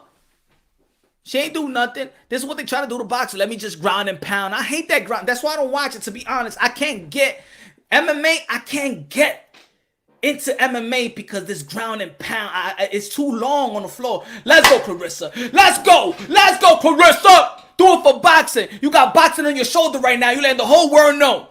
Let's go. Ooh, look at Claressa with a nice kick. Hit her with the 1-2, Claressa. Hit her with the 1-2. 1-2. Blind the jab. Yo, I think a nice right to the body will be good. She knows she don't got no hands like Claressa.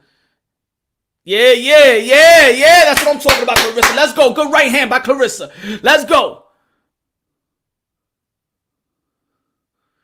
She got heart for doing this, man. Oh, good. That's what I'm talking about. Go after her now, Claressa. Go 1-2. Oh, good right hand. Look at her. Look at her trying to take her back down. Look at her. Yeah. Try to take her back down. You can't take those punches. Don't grab me. Go get her, Claressa. Oh, man. Shit. Go get her. Get off her. Get off her.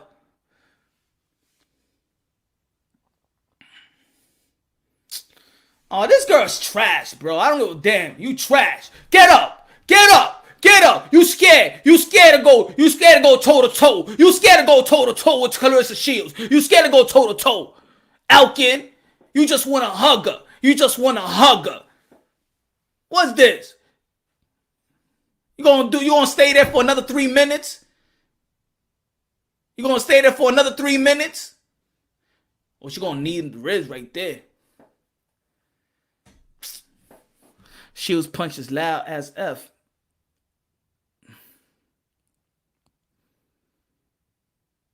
Look at them weak punches. Pity pads. Look at the pity pad punches.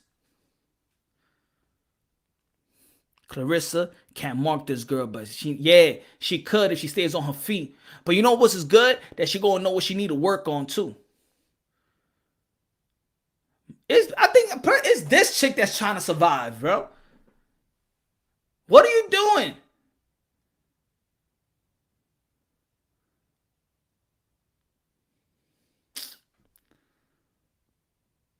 Oh, man. This is why I don't be watching. Be man boring. Just on the ground and pound. She just laid on top of her. She ain't even striking. She ain't doing nothing. Seems like she's the one that's trying to survive. She's trying to get her shoulder.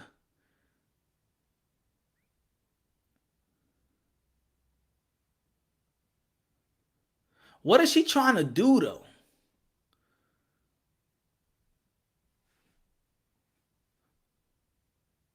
Like, what is she trying to do?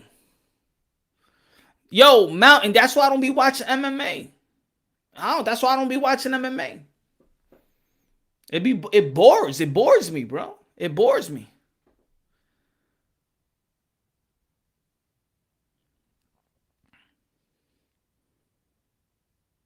Like, she just want to lay on top of her. She ain't even trying to do a submission or nothing.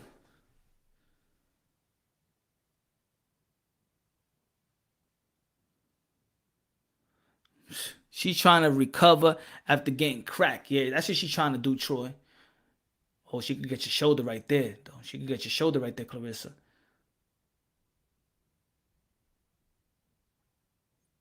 Look, she can't even get a punch. Good defense, Claressa. This is trash, bro. This is trash, yo. Get him off her, man. You scared. You scared to stand toe-to-toe with Claressa. You scared. Yo, she trying to... Yeah. Shields got good defense. She does got the good defense on the ground.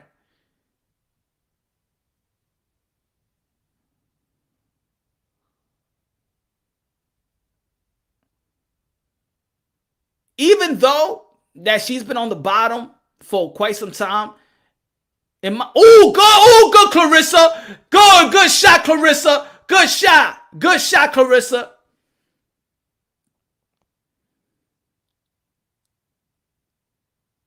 Oh, she got her shoulder. Yeah, she got off it. Good, Claressa. Good defense, Claressa. Good defense. She got out of that. She was about to hit her with that submission. Hit her with the elbow. Hit her with the elbow. Hammer her. Get her, Claressa. Get her. She gonna need her own shield now. Yeah, good, Claressa. Good last 30 seconds on that one. Good one, Claressa. Yeah, yo, she good. And this is just her first time. She haven't even had a year of training. This is good. Second round. We're going on the third round. We're going to the third round. Jesse said, stop crying, Punch.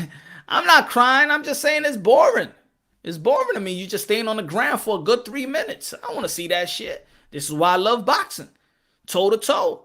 You know what I'm saying? Mano y mano. But she doing good, though. I mean, I'm not faulting the girl for having that strategy. Of course, she want to get her to the unfamiliar situations, you know? Because she knows she can't go toe-to-toe with Claressa. That girl let Claressa OG the hook. She had an arm bar. Yeah, she did. But Clarissa's strong, though. Clarissa's strong. Round three.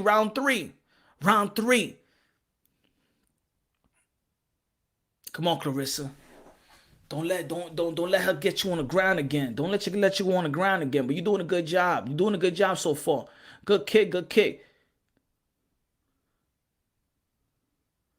Ooh, good right hand, Claressa. Good straight right hand. Look. Every time she gets connected, now she going for the leg. Man. Every time Claressa cracks her. Get up, Claressa. Get up.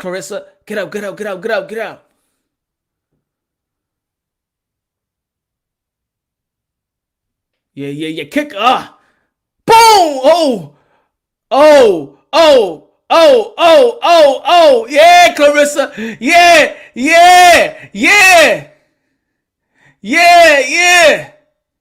Yeah, call it off, ref. Call it off. Look at Claressa. She got there. You ain't gonna move that booty from her. She got booty. You ain't gonna get. Oh yeah, Claressa. Pound her out, Claressa. Pound her out. Get your TKO. Get your KO.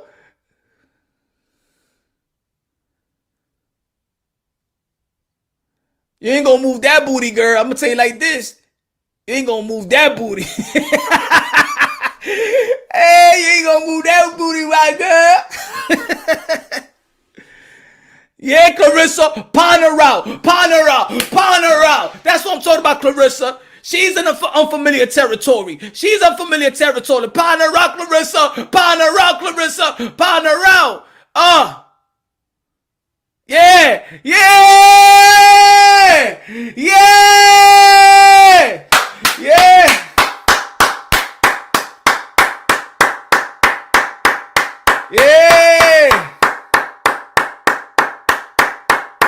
Good job.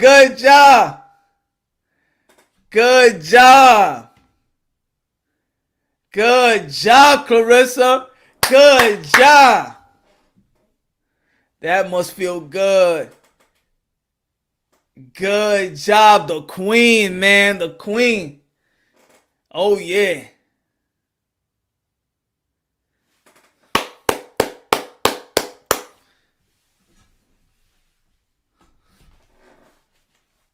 Let's go. Stay in MMA. You're going to get more money over there. Stay in MMA. She didn't get knockouts in boxing. She looking more exciting in MMA anyway. MMA, take that L.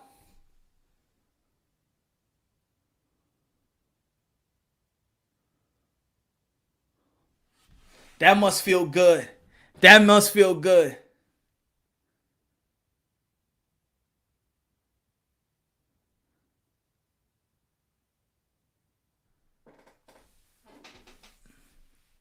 Total strike. What's Elkin's record again? What's her record? MMA, take that L. Take that L.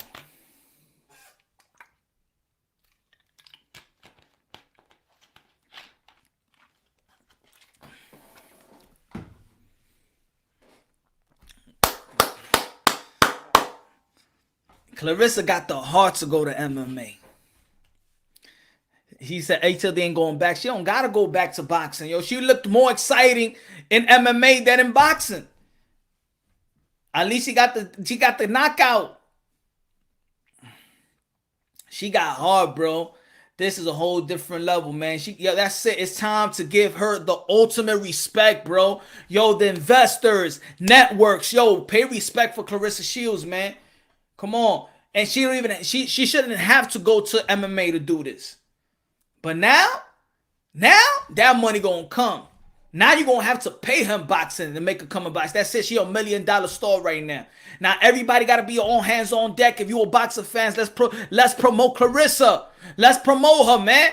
And we got Amanda Serrano this Saturday as well. They gon' not KO after KO. KO back to back. KO back to back. Let's go. Let's go, Claressa!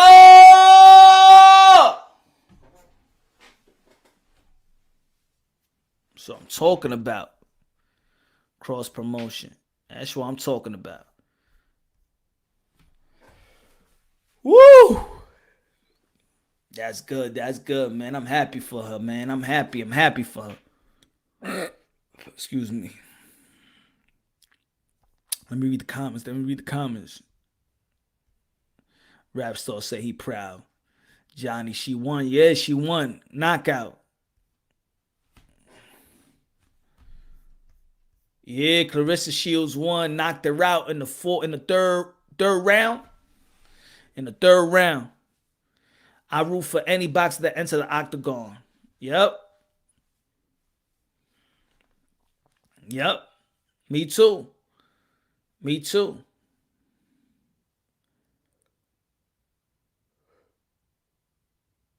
At least Conor McGregor had the heart to go to boxing. Claressa Shields had the heart to go to the octagon. Third round stoppage. Yep. I knew it was gonna be late TKO. He said except for Paulie Malignaggi. Well, he did not. He did bare knuckle though. He did the bare knuckle though. That's real shit too. Top 3 fighters strike speeds tonight. Yo, when she cracked her with that right hand, yeah, she like, let me hold this girl. I can't go to toe-to-toe with her. Give me some replays, yo. Give me 1 second, yo.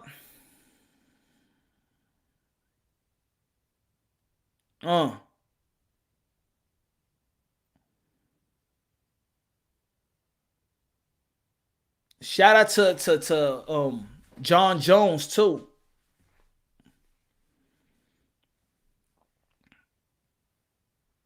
That one hurt. That one hurt it.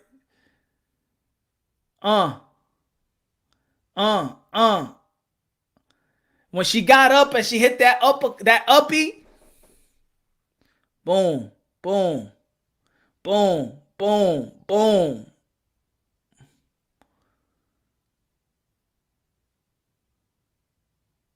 Boom, boom. That's it. Yeah.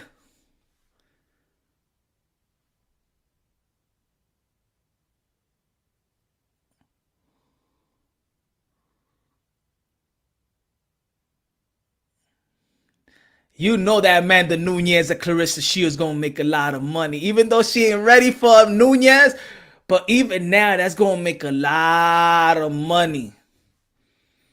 I know she not ready. Look, she not ready for that type of animal. But yo, that's gonna make a lot of money though. If she gets another win like that, fuck it, risk it. Risk it. Risk it. That's gonna make. I would love the opportunity to bare knuckle brawl with you, kid. Yeah, we could do that. We could do that. We could do that. Hold on. Let me listen to this.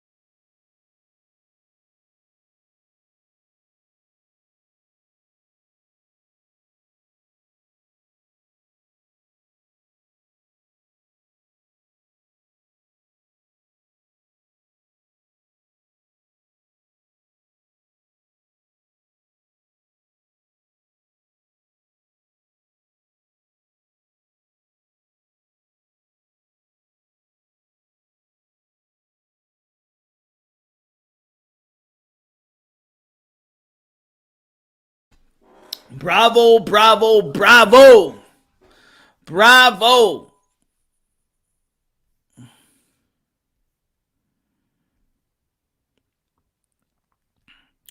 Tell you not that serious, bro. Internet Gangsters Paradise, aka YouTube. Yeah, man. Yeah. Yeah, he got emotional. Yeah, he emotional. He couldn't answer. He still can't answer the question. Why don't you beat that white man that got you? That's holding you down.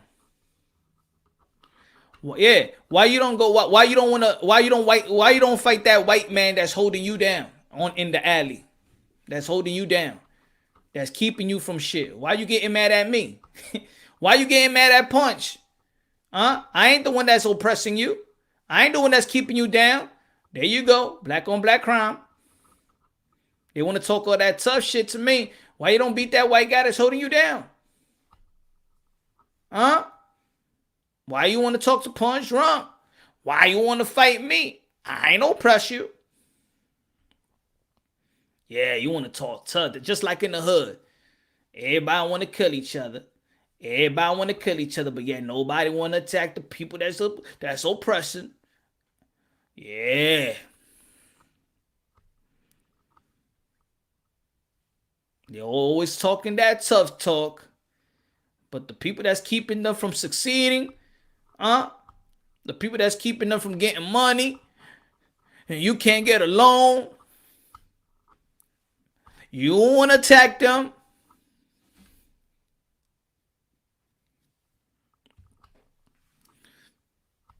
That's the code. The code is don't attack the people that's actually keeping them down. They're afraid of Casper the Friendly Ghost. Exactly, Mickey. You're afraid of Casper. They're afraid of Casper the Friendly Ghost. But little old Punch Drunk is easy to threaten me, though. It's easy to want to fight me, though. How about the man? How about the pale-skinned man that's holding you down? How about that? Amanda Serrano gonna be fighting this Saturday as well. Claressa Shields, the greatest woman of all time. Number 1, pound for pound. Claressa Shields. Mr. Telephone Man. Yeah. I didn't threaten you. Why? But answer my question, Tevin. Don't. Who oppressing you? You said that the man had white agenda. What did he do that he had white agenda? Please, just answer. Just be real. Don't. Yo, a real dude love to listen. Is humble. Why you say Jamal Charlo got a white agenda? Why? What did he say that was wrong? Tell me, when did Jamal Charlo lie? Did Jamal Charlo lie? Yo, trying to send the sports Punch. Hope you and your family good, fam. Yo, Carlo, you too, my brother. A lot of these vatos coming here projecting their insecurities, knowing damn well this is YouTube.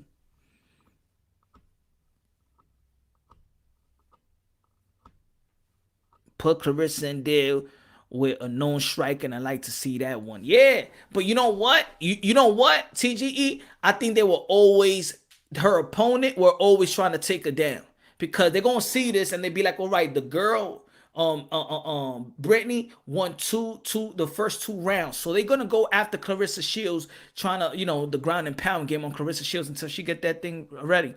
Shout out to Mel. Yeah, shout out to Jamal Charlo. A man that lives with a true code. Stay true to yourself. That's a good code right there. Stay true to yourself. Stay true to a bunch of motherfuckers that don't know you, that don't know your family. Stay true to what? The best code, stay true to yourself. Have accountability. Have responsibility. Take care of your family. Be an honorable man. Be a humanitarian. Respect. That's honor. That's a code. God-fearing to me. I know there's people that don't believe, but to me, that's a code right there.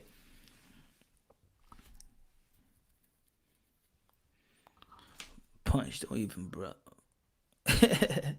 Nah, it's fun. Yo, Claressa Shields, man, doing a thing.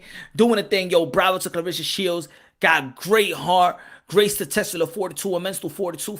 For her to defend herself very good in that ground and pound game. She did very, very good. She defended herself. She didn't get hit with solid punches. She got away from that arm bar as well. She did pretty awesome. Pretty awesome. Claressa Shields, my respect for her increased even more. I had all the respect for her even more.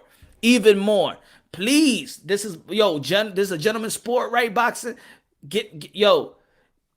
It's bad that she had to leave boxing to really get the type of respect and the money that she deserves, But we all out of the cold punch. Isn't Claressa? These fools like to just she just defended the ground against the ground specialist. She improved that ground game. She gonna be problem. Not ready for the UFC level yet. Give her a year or two. Yeah. But I think the money is gonna be so good. It's gonna be so good that it's gonna be hard to pass, though. It's gonna be hard to pass. But I already see she's a natural. You could see that she's a natural fighter. She a natural fighter. A lot of people question her power, but you could see with those ounce gloves right there. She got power, man. She got power. She can throw some straight punches. It's going to be fast. It's going to be quick. I'm going to tell you right now, everybody that's going to fight her is going to try to grind and pound. You can't strike with her. You can't go toe-to-toe. I don't think nobody can go toe-to-toe with her. Striking? No, not even the elite. I was a little scared for Claressa. Glad she took the W. Yeah. Proud of that woman. Proud of that warrior. Modern day warriors, modern day gladiators that put their life on the line for pure entertainment. Shout out to everybody that perform in the octagon. I'm not this MMA guy. I'm more of a casual. The ground and pound don't entertain me, but I know there is an art in the ground and pound game, but it doesn't entertain me. Feel me? But I'm glad that she got out of that trouble in the first and second round, especially in the last 15 seconds, 20 seconds of the second round. She did a beautiful job getting out getting out of there. I'm still support her though. She won fair. Yeah, Nunez will eat that, but I'm glad boxing got the W. Yeah. Let's matter of fact, let's make it a Claressa Shield night. Because a lot of people gonna be like, but she ain't gonna get there with Nunez and they're gonna try to downplay and degrade her performance and things of that nature, man. All props to her because this is not her sport. All props to her. She only worked for 7 months and she looked great. She looked great.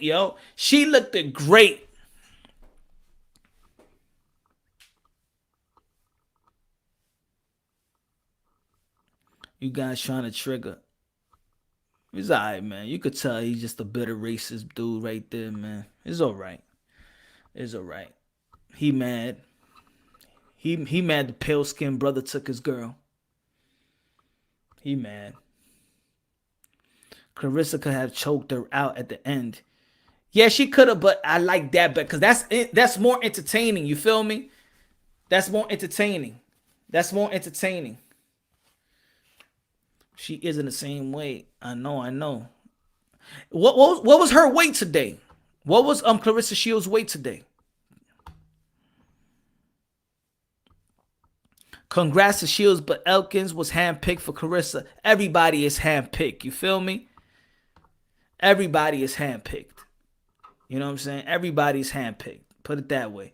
This is what I mean, but let's not try to take a little bit away from her. Like, come on, let's give her all the props. This is not her sport. Let's give her all the props. If she ever fight New Year's, win or lose, she will still get the money.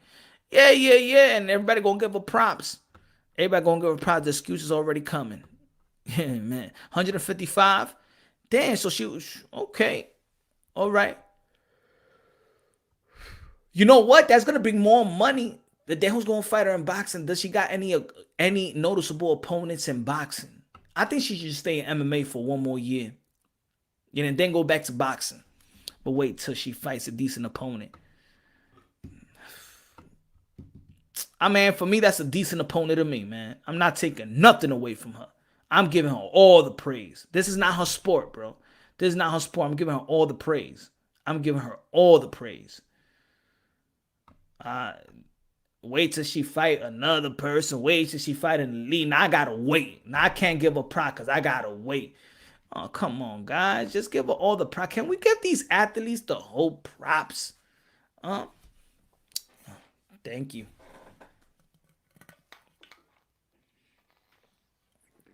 Can we give her all the props? I mean, like 100%, not 99. Not trying to say, oh, but let's see when she does fight this. Let's see when she fights a better opponent. Let's see. Why are we taking something away? We know that this is not her sport. We know what she did today was awesome. We know that. We know that. Let's not take nothing away. 100% just do, man. 100% just do. Yeah, with more training, she'll be. And to be honest, I think she's a monster already. You could tell that she's a natural fighter. You could tell that she's a natural fighter. That ground and pound. I'm gonna tell you. I think. I'm impressed that she got away from the arm bar.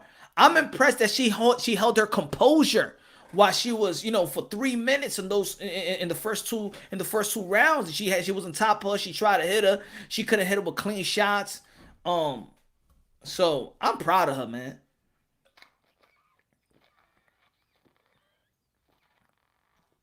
Nah, she was losing to Elkin. That's what I'm saying, man. It's always gonna be some type of P. That, yeah, she did her thing, man. While a woman changed sports, that never happened. Much respect. She a natural fighter for sure. Yep. I'm impressed that she was able to survive being mountain alone against a brown belt. And jiu-jitsu is an amazing accomplishment, let alone to come back to win. Yeah, man. Hall of Fame worthy. Hall of Fame. Hall of Fame worthy.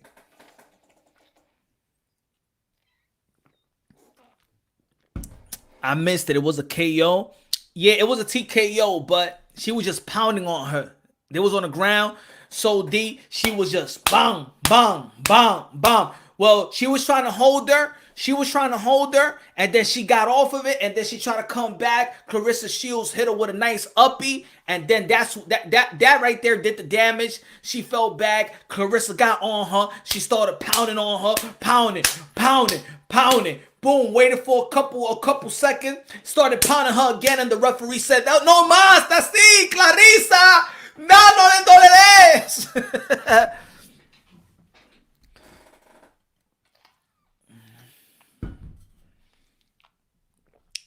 Javier Rodriguez.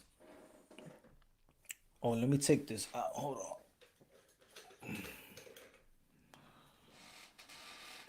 on. Great performance. This Saturday, we got Amanda Serrano, another queen, a pound for pound. She's already a walking Hall of Fame. We got 2 walking Hall of Famers. Top 5 pound for pound women in the sport of boxing that needs to leave boxing. That's the sad part. That they need to leave boxing to get paid well.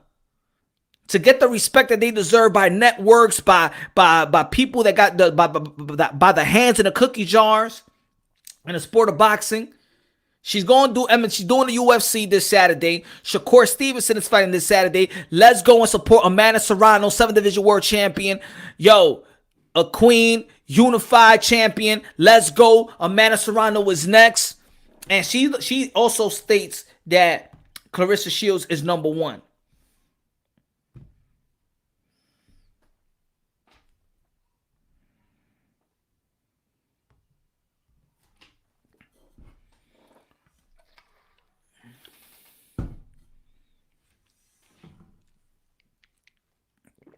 Shit. Proud of her. She waited for a lazy kick, like a lazy jab and counter. Yeah, you saw when she countered with that right hand. Alamo, you saw that right hand? Yeah. I'm not a UFC fan, so I'm glad boxing won. UFC people do not have great chins. I think that's a bunch of street dudes fighting inside a cage. One shot. Not all of them, though. Not all of them. Not all of them, though. I don't feel like dropping the link, my brother. Transcend the Sports. I feel you. I would love to talk to you, my brother, but I just don't feel like dropping the link, bro. Savannah is number 1, but Shields. Seth. You know what it is, Transcend? It's just too many people that trying to infiltrate and trying to like, every time I got people trying to like shut me down. You feel me? And that's why I stopped sending links. You know what I'm saying? People just want to be disruptive. You know. I bet the viewership are going to be sky.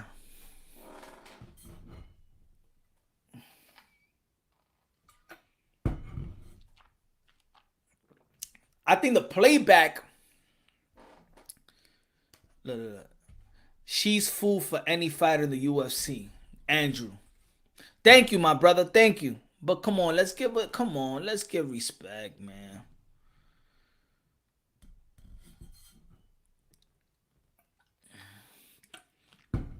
What's good, Bon Bon? What's good? Good looking out, my brother. Andrew. This was a great first fight for her. Why rush into a fight with another top female fighter? She's new to the game. Her opponent is better than what Musk would get when she started off. Yo, she did wonderful. She did amazing. Bon Bon. She did amazing. We were showing love to Shields and you still had to lie. Yeah. I'm telling you, that dude Tevin, he's just a bitter racist. He hates everybody that's not he hates everybody that, you know, he hates. I mean, something happened in his childhood, and I hope that, you know,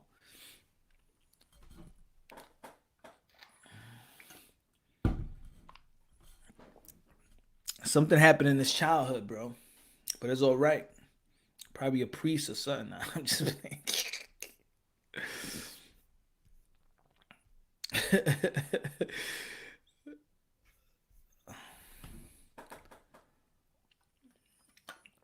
A-Chat stole his queen. His midget queen. One most.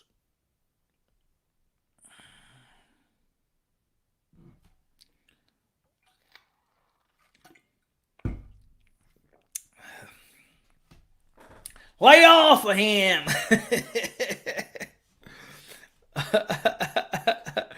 Shields got potential, a great athlete at this point. Olympic. Yeah, she's a walking Hall of Famer. I'm proud, Marlo. I'm so proud of her. MMA always looks down on boxing, but if Claressa can't get better and get to the top of the UFC, we'll be pump the brakes on the narrative that MMA fighters can just destroy boxers. Now, you remember that that Holmes beat Ronda Rousey. She was a boxer. You know what I'm saying? She did great. Claressa Shields, the queen, did beautiful, did great, and everybody in boxing should be proud, should honor her. Even people in the octagon should be proud of this woman. You know, this guy has a race on mine 24/7. I've never seen nothing like this. The nation isn't that bad. 7 is a warm. Yeah, man. Yeah. I mean, if you do got a wrench, you could take care of Tevin. That's it. I mean, I gave him enough shine already. I gave him enough shine. Wasn't she also she was a kickboxer though? Thanks for the shot. Yeah, man. Thank you, my brother Bon Bon. God bless you, bro.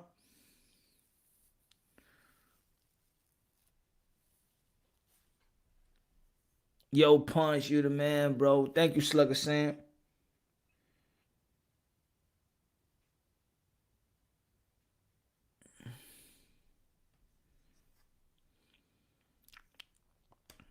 That's it. Get out of here.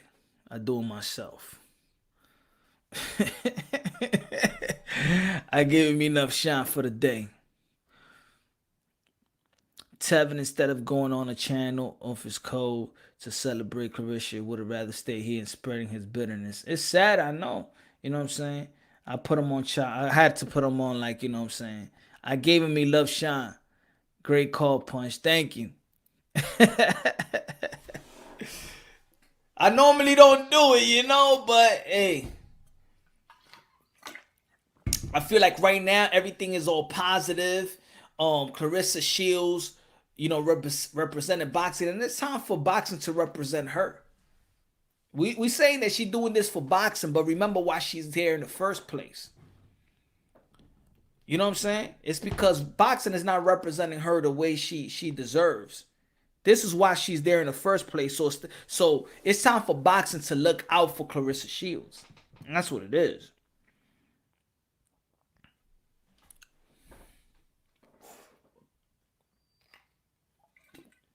Did you see other channels talking about Packers avoiding VADA testing?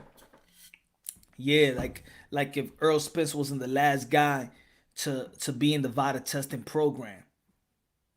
Let's not forget that. They can't talk about VADA with Manny Pacquiao because Earl Spence wasn't on VADA for a long time. He was the one that was never signed to the VADA to the VADA testing until Mikey Garcia fight. The Mikey Garcia fight, he had to. It was on a contract. Yeah, her name is gonna get bigger because of this. And you know what? Maybe a lot of people ain't see it, but a lot of people gonna catch the playback. And I hope it does hit a mill on whoever's platform. I hope it does hit a mill.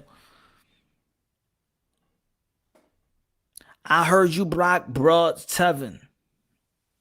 Nah, bruh, Corvin. Nah, he probably the same person.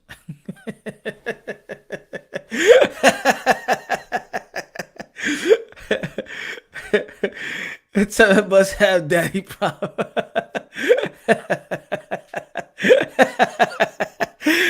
Yeah, man. People are funny, man. They got nothing else better to do, man.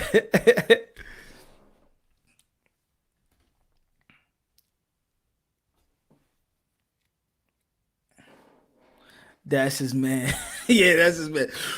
I heard, I'm his daddy.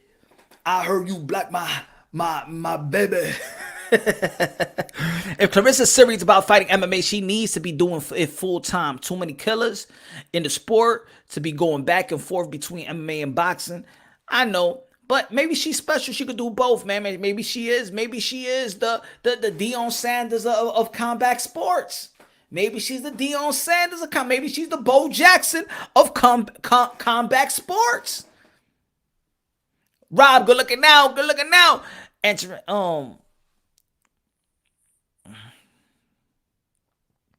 every time she enhanced standing up, her opponent needed to take the ground. Yeah, every time she hit it with some clean shots. Every time she hit it with some clean shots, she had to hold her down. But impressive win. Again, this Saturday we got Shakur Stevenson and also the Amanda Serrano. She gonna be performing in the MMA octagon as well. You know, UFC. So shout out to Amanda Serrano. Shout out again to Claressa Shields. Our pound for pound best fighters are doing their thing in boxing and MMA. That's what I'm talking about. The queens of boxing is taking over the MMA circuit. Yeah, they're gonna have. See, everybody say they cheat. She might have problems on the ground and pound game, but people gonna have a prompt punch. I'm live soon. Bless everyone. God bless. Yeah. Rap Star Boxing Knowledge is gonna go live. It's gonna go live. Rap Star.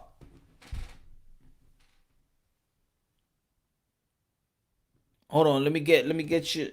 Let me get people in here, bro. Let's do it like we used to do it, man.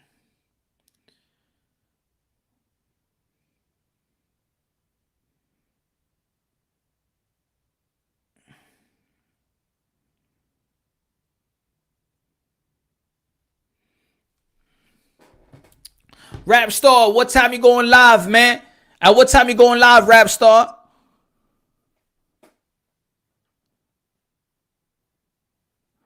So, I'm sure Dana White hates this. He's always tries to make boxing look inferior to MMA. Facts.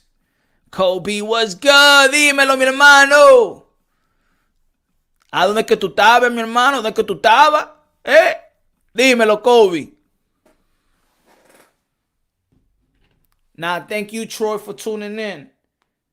Rap Star's about to go live. We're about to go live. Let me send this to you and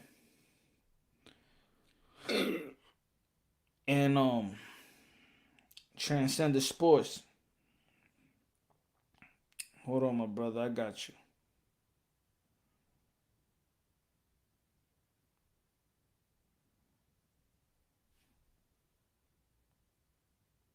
I got you right here, bro.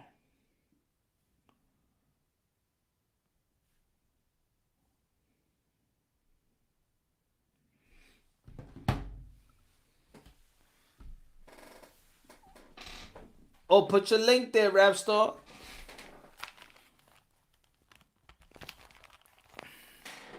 Go ahead before you go live. After this live, we're gonna go to Rap Star Boxing Knowledge Live.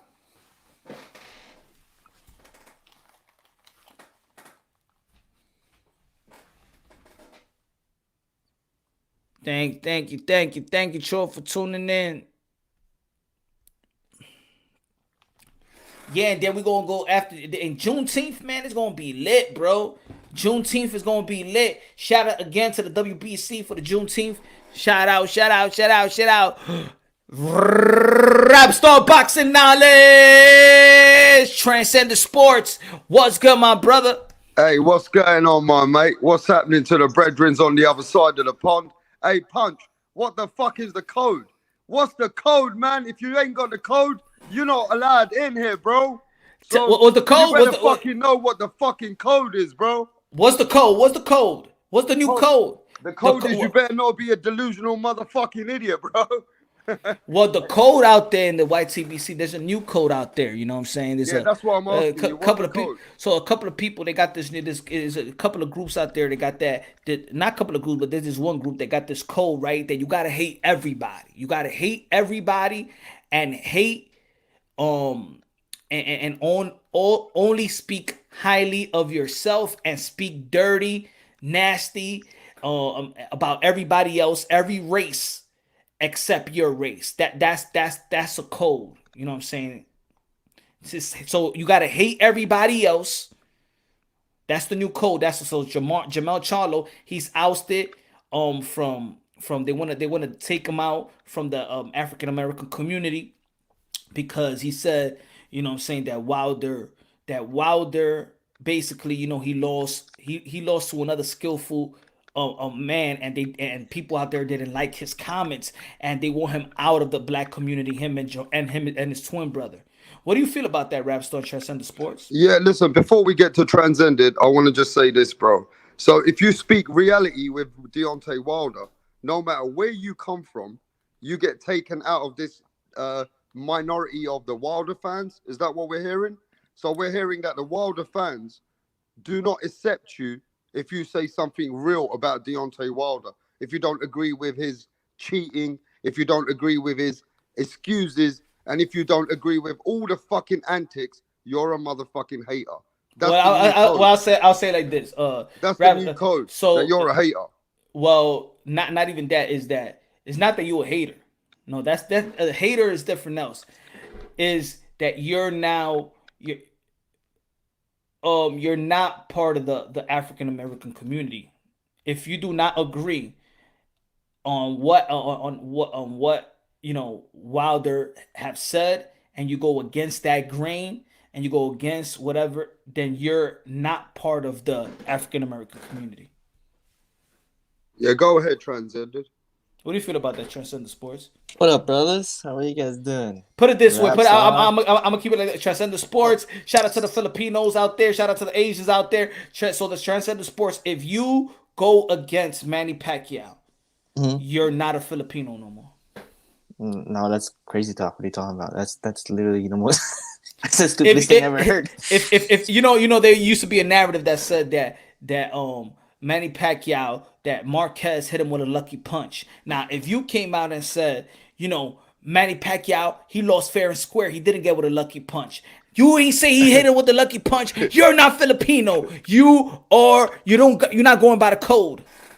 Hey, you know what? I like what somebody said in the chat. Abe said that the code's got a virus. Well, it wasn't a lucky shot. The code's got a virus, bro. Salute, cook it. Go ahead, Chad. Go ahead. It wasn't a lucky shot. Come on, bro. Really? Like, dude, I had this same conversation with other Pinoy fans. I told them, they're like, "Oh, it's a lucky shot." I'm like, "No, it wasn't. If you fight a guy 4 times, eventually the guy's gonna knock you out. Eventually he'll time you. Eventually he figure out some way to knock you out. Right? This is boxing. Anything can happen in boxing. You win some, you lose some. And to be honest, this the code you guys talking about is ridiculous. I don't know what to say, to be honest. What else can I say? Is there anything new? I don't know. It's just there's always something new. Yeah, but you got to understand this. This is grown men who've got proper like media channels, and they're saying that Jamal Charlo broke the code. Like, the reason why they broke the code is they spoke against Deontay Wilder. So if you speak against Deontay Wilder, that minority fans, you're not black American anymore. You're like, we don't accept you. That's the code they're setting up. How do you feel about that? Transgender sports, I'm asking you, how do you feel about that? You got cut off, bro. Say that again. I said, how do you feel about that? That people say you're not part of their culture because you're going against Deontay Wilder. How do you feel about that? It's really tough to say, man, because if I say something, it's always going to be a negative thing. Why don't you say what you feel? Okay, let's put it this way. I think it's stupid. I think it's really stupid. It's not really, like, we talked about this, you and Punch and I. We talked about having high integrity, right? And if you putting yourself over above a race, it's not a high integrity at all. And plus, now you're just creating more division for people. Let's be real. Entertainment says code equals to lies they spew to manipulate people through emotions. Yeah. Yeah, I got agree with something that. else to say. Imagine the children of today, right? Those kids who watch YouTube, right? And you watch the kids coming up today, even their own children. Imagine you start speaking that, oh, you know what? If you don't agree with what we say about this fighter, you broke the code. Now, I'm just saying, right? It sounds ridiculous, but it's true. This is the kind of thing that you see grown men saying.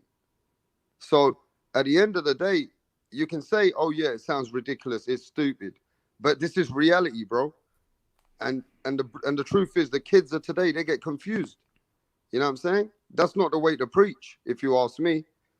Like, if anybody, if anybody here, this is the true definition of a sellout right there. People that says that the Charlos is not part of the community, that they should be ousted of the African American community. Those people that say that, those are the real sellouts. Those are the real sellouts. Those are the real Stephans. Those are the real sellouts. That's your definition of a true sellout right there. But you know what the truth is, yeah? Some people told me this and they sent me some messages, and I'm just going to keep it real. You know, Rapstar, he keeps it raw, he keeps it real. The person whose channel it was, who was hosting this kind of situation, his children are fucking Asian. Now, let's keep this shit real. He's now hating on different cultures, and he's allowing people to come to his channel and hate on cultures where his child is one of those cultures. So imagine his child watching that one day. I mean, some of it just sounds ridiculous, bro. I'm just going to keep the shit real. I'm losing respect for this kind of people. If your children are fucking another race and you're hating on that race, they're saying definitely fucking wrong with you. Now, either they're saying wrong with you or they're saying wrong with your spirit, but you cannot be real. That's not real. There's no father who would go against their child, bro. I don't give a fuck what you say. And I know that people say to me, you know what, this is the truth. I'm just going to cook it how it is. The man who's talking this shit, his kids are not even fucking black. His kids are Asian. So the shit don't make sense to me, Punch. You know, I'm not from America. I see what's going on. The shit's disgusting, bro. I'm just going to keep it where it is, bro. Damn, brother. Hey, you got anything to say about that transgender sports? Because you Asian too. Right, yeah. And it's, I mean, Raptor said it. Like, he said it word by word. I would say the same thing. I just don't understand. I don't understand how this is so difficult for everyone to understand about it. It's just that you're just creating more problems and putting more lies out there, right? I thought boxing is not even. I thought boxing is about people coming together, not just basically creating so much problem that it's not even enjoyable to watch anymore, or even at least being a fan about it. No.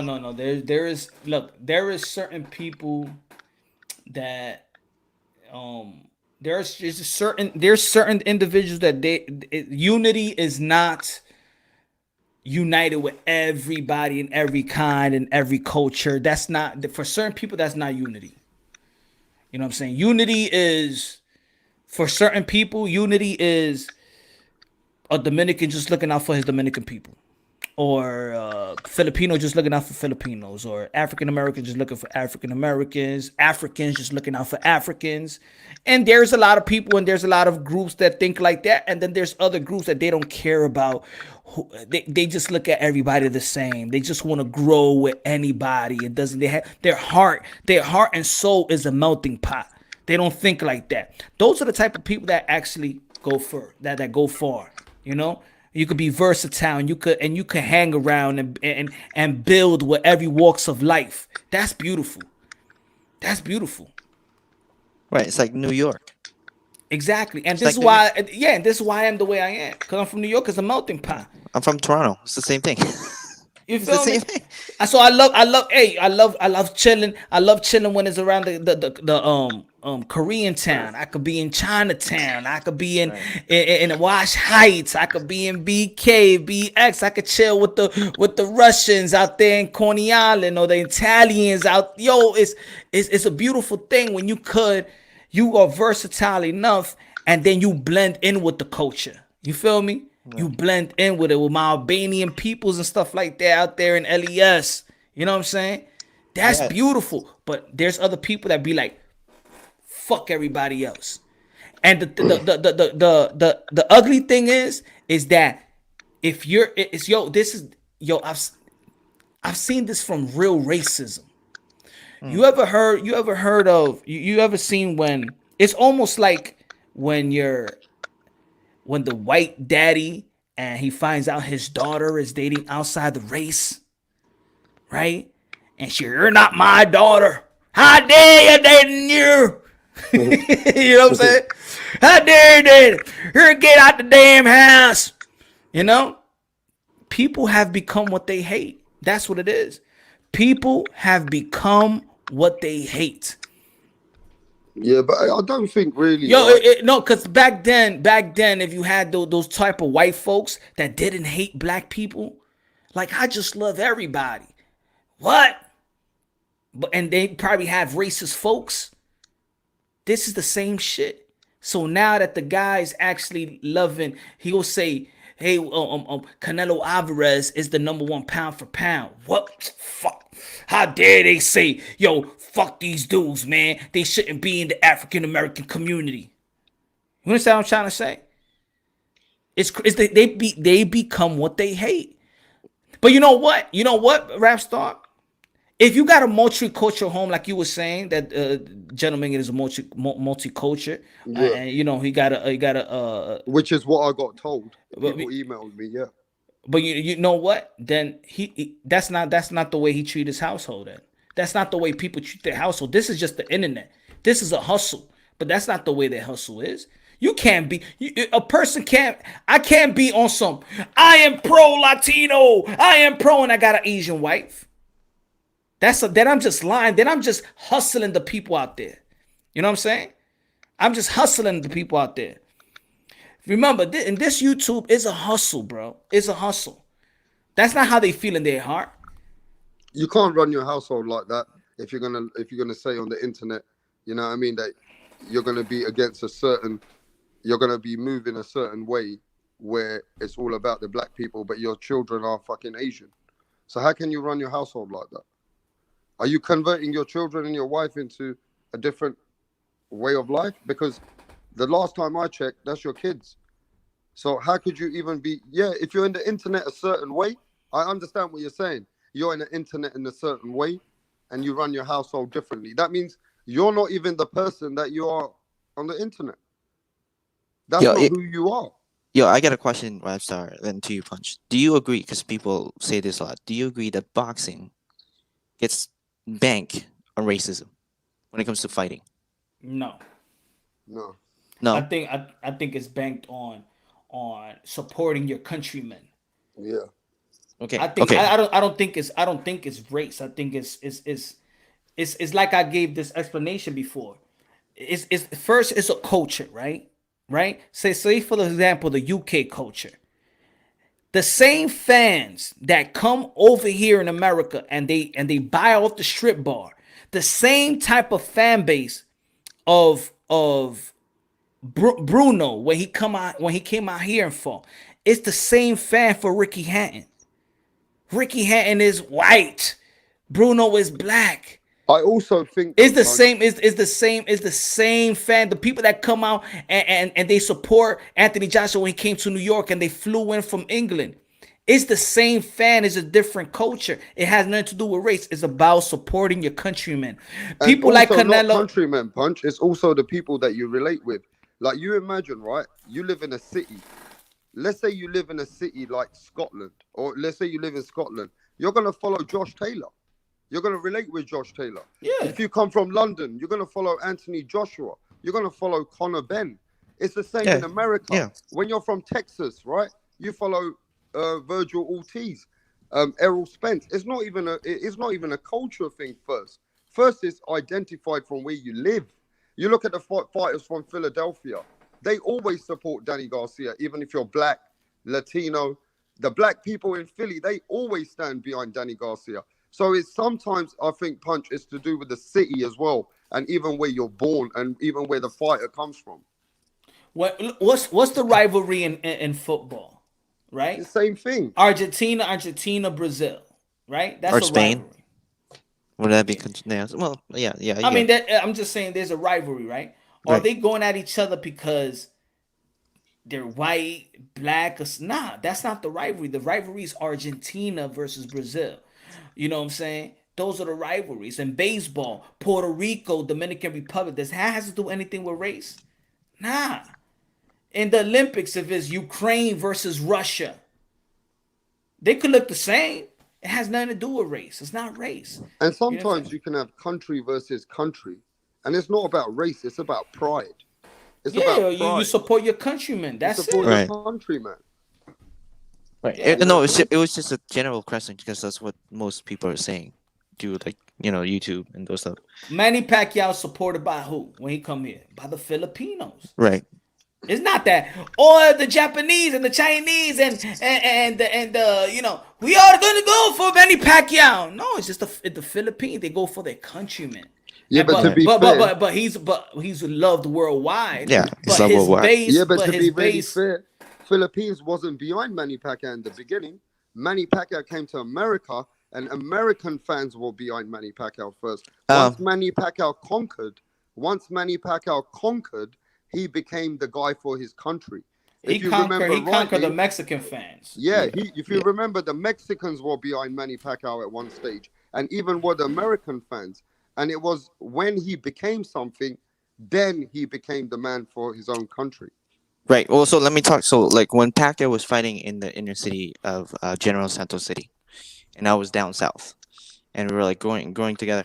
And then when Pacquiao started fighting in Thailand, that's when people started noticing who Pacquiao was. When he was fighting in the inner cities of Manila, they don't know this kid was like he was pretty small, right? So he was winning, but nobody knew his name. And then when he started fighting outside of the country, and he's getting recognition, and then when he started fighting in the United States, that's when people started noticing. Which is the craziest part. Is because I thought in the Philippines, the Philippines is just purely more about basketball, not boxing. So when Pacquiao started fighting in the United States, and all suddenly all the freaking boxing gyms are opening in the Philippines, dude, I was like, this is pretty cool. I mean, right? yeah, but to be very fair with you, Manny Pacquiao put Philippines on the map around the world. I mean, if you really look at it, there has never been any athlete or any celebrity or anyone even bigger than Manny Pacquiao, what he's done for the Philippines to be recognized all over the world. That's true. I'll give you a second person who did it though. Nonito Donaire. No, before Manny Pacquiao. There was Before. somebody before Manny Pacquiao. Who was it? There was somebody. I forgot his name. Yeah. So before Manny Pacquiao did. Okay. So before Manny Pacquiao, do you guys watch WWE? Not really. No, not really. So you guys know? Well, he's not really full-blooded, but he's half Filipino. So, do you know Batista was Dave Batista? Yeah. Yeah. Yeah, I do. So he's half Filipino, right? Yeah. So when he came out as Filipino, everyone's like, oh, they didn't know he was Filipino. And then when Pacquiao came in, that's how famous he is. So if Manny Pacquiao and Dave Bautista was coming as president, they'd be vice president right now. That's how famous he is. Yeah, but nobody really around the world knows who the fuck Dave Bautista is, bro. No, that's true. You know what I mean? You're talking about Manny Pacquiao as a global superstar. You know, at the end of the day, Manny Pacquiao is the guy who put Philippines in the map around the world. Yes. Nobody ever used to cheer for a person like they did with Manny Pacquiao. So, of course, if this man becomes the president for your country, who was a man who was on the street, who was virtually a beggar, wasn't he? Yes. If that's not an inspiration for people to say you can do something, right? Then if Manny Pacquiao don't inspire you, bro, then there's something wrong with you. Look. It's almost like soccer, right? Boxing, you know what I'm getting tired of? To hear this shit. Boxing was built off race. Boxing was not built off race. Boxing was a poor man's sport. It was a poor man's sport. Just like soccer. It's a poor man's sport. Guess why a lot of why you think there's not a lot of American heavyweights? Because boxing is not a poor man's sport, really. They'd rather go to the NBA. They'd rather play football and get money than suffer and box. Actually, HLD made a very good comment. As an Asian, the first ever Asian global superstar was Bruce Lee. Yeah, Bruce Lee was the first ever mega superstar that came out of Asian community, as in like celebrity wise. But we're talking about Philippines and a country which is based, you know what I mean? And the Manny Pacquiao put them on the map. That's a different situation there. Nobody's saying racism doesn't exist, but racism didn't build boxing. Racism didn't build boxing, bro. Yeah. If anything, money did. Money builds everything. Money builds everything. But to be very fair with you, Punch, racism sells. You know what I mean? Racism sells. Yeah. And racism brings a lot of controversy, and you know what I mean? It brings that big hype, and it brings, whether it's negative or whatever it is, it still is, you know what I mean? It brings the whole attraction. Racism is the biggest business, the best business model for America. That's what racism is, their moneymaker. So when people be like, yo, race and all this stuff is going to end, it's not about that. It's going to end. This is their moneymaker. Unity is what breaks it apart. Unity sabotage the business model of America. We can never unite. They will never let you unite. Dems will never let you unite. They have to keep everything separate. And now it goes beyond. They need to keep women. It needs to be women versus men, father versus mother.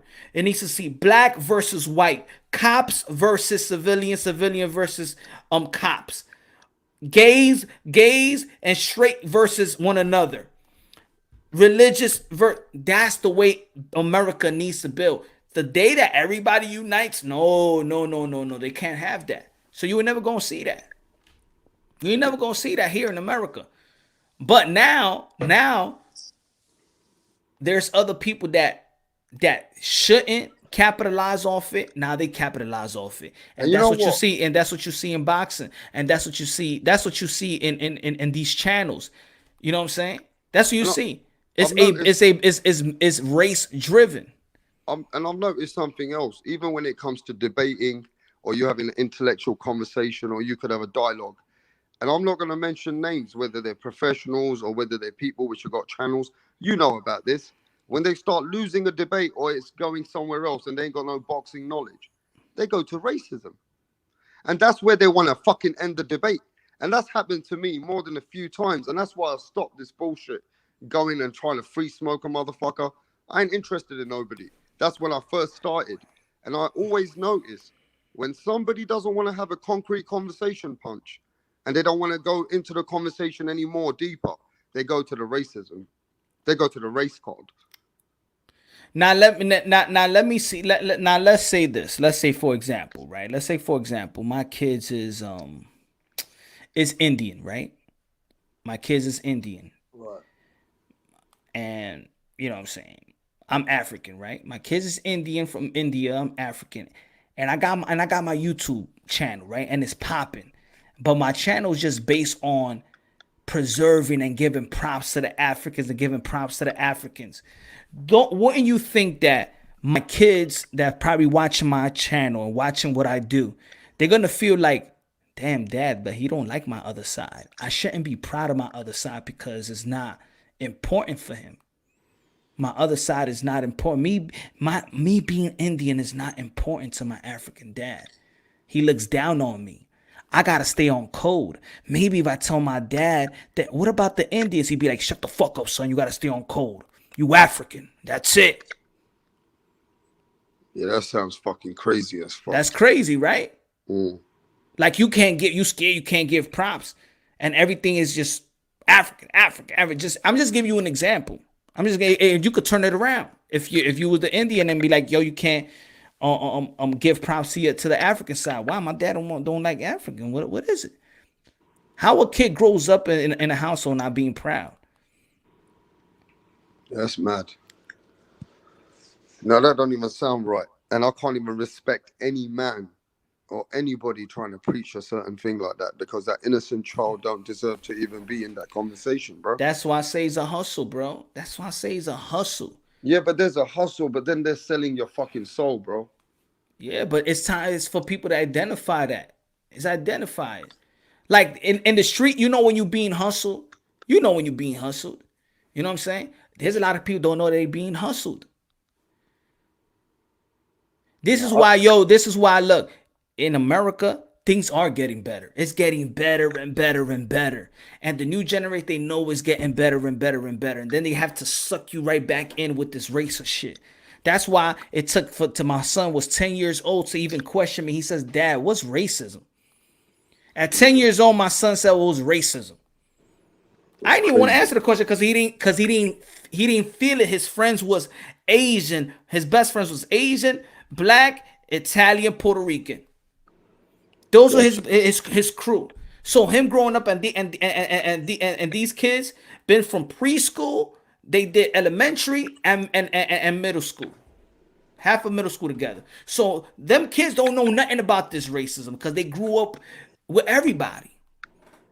You know, at that point, yeah, as a man, yeah, you should be able to adapt and explain and preach to people, and not to have that kind of hate in your heart, how to adapt with people and how to just deal with situations better.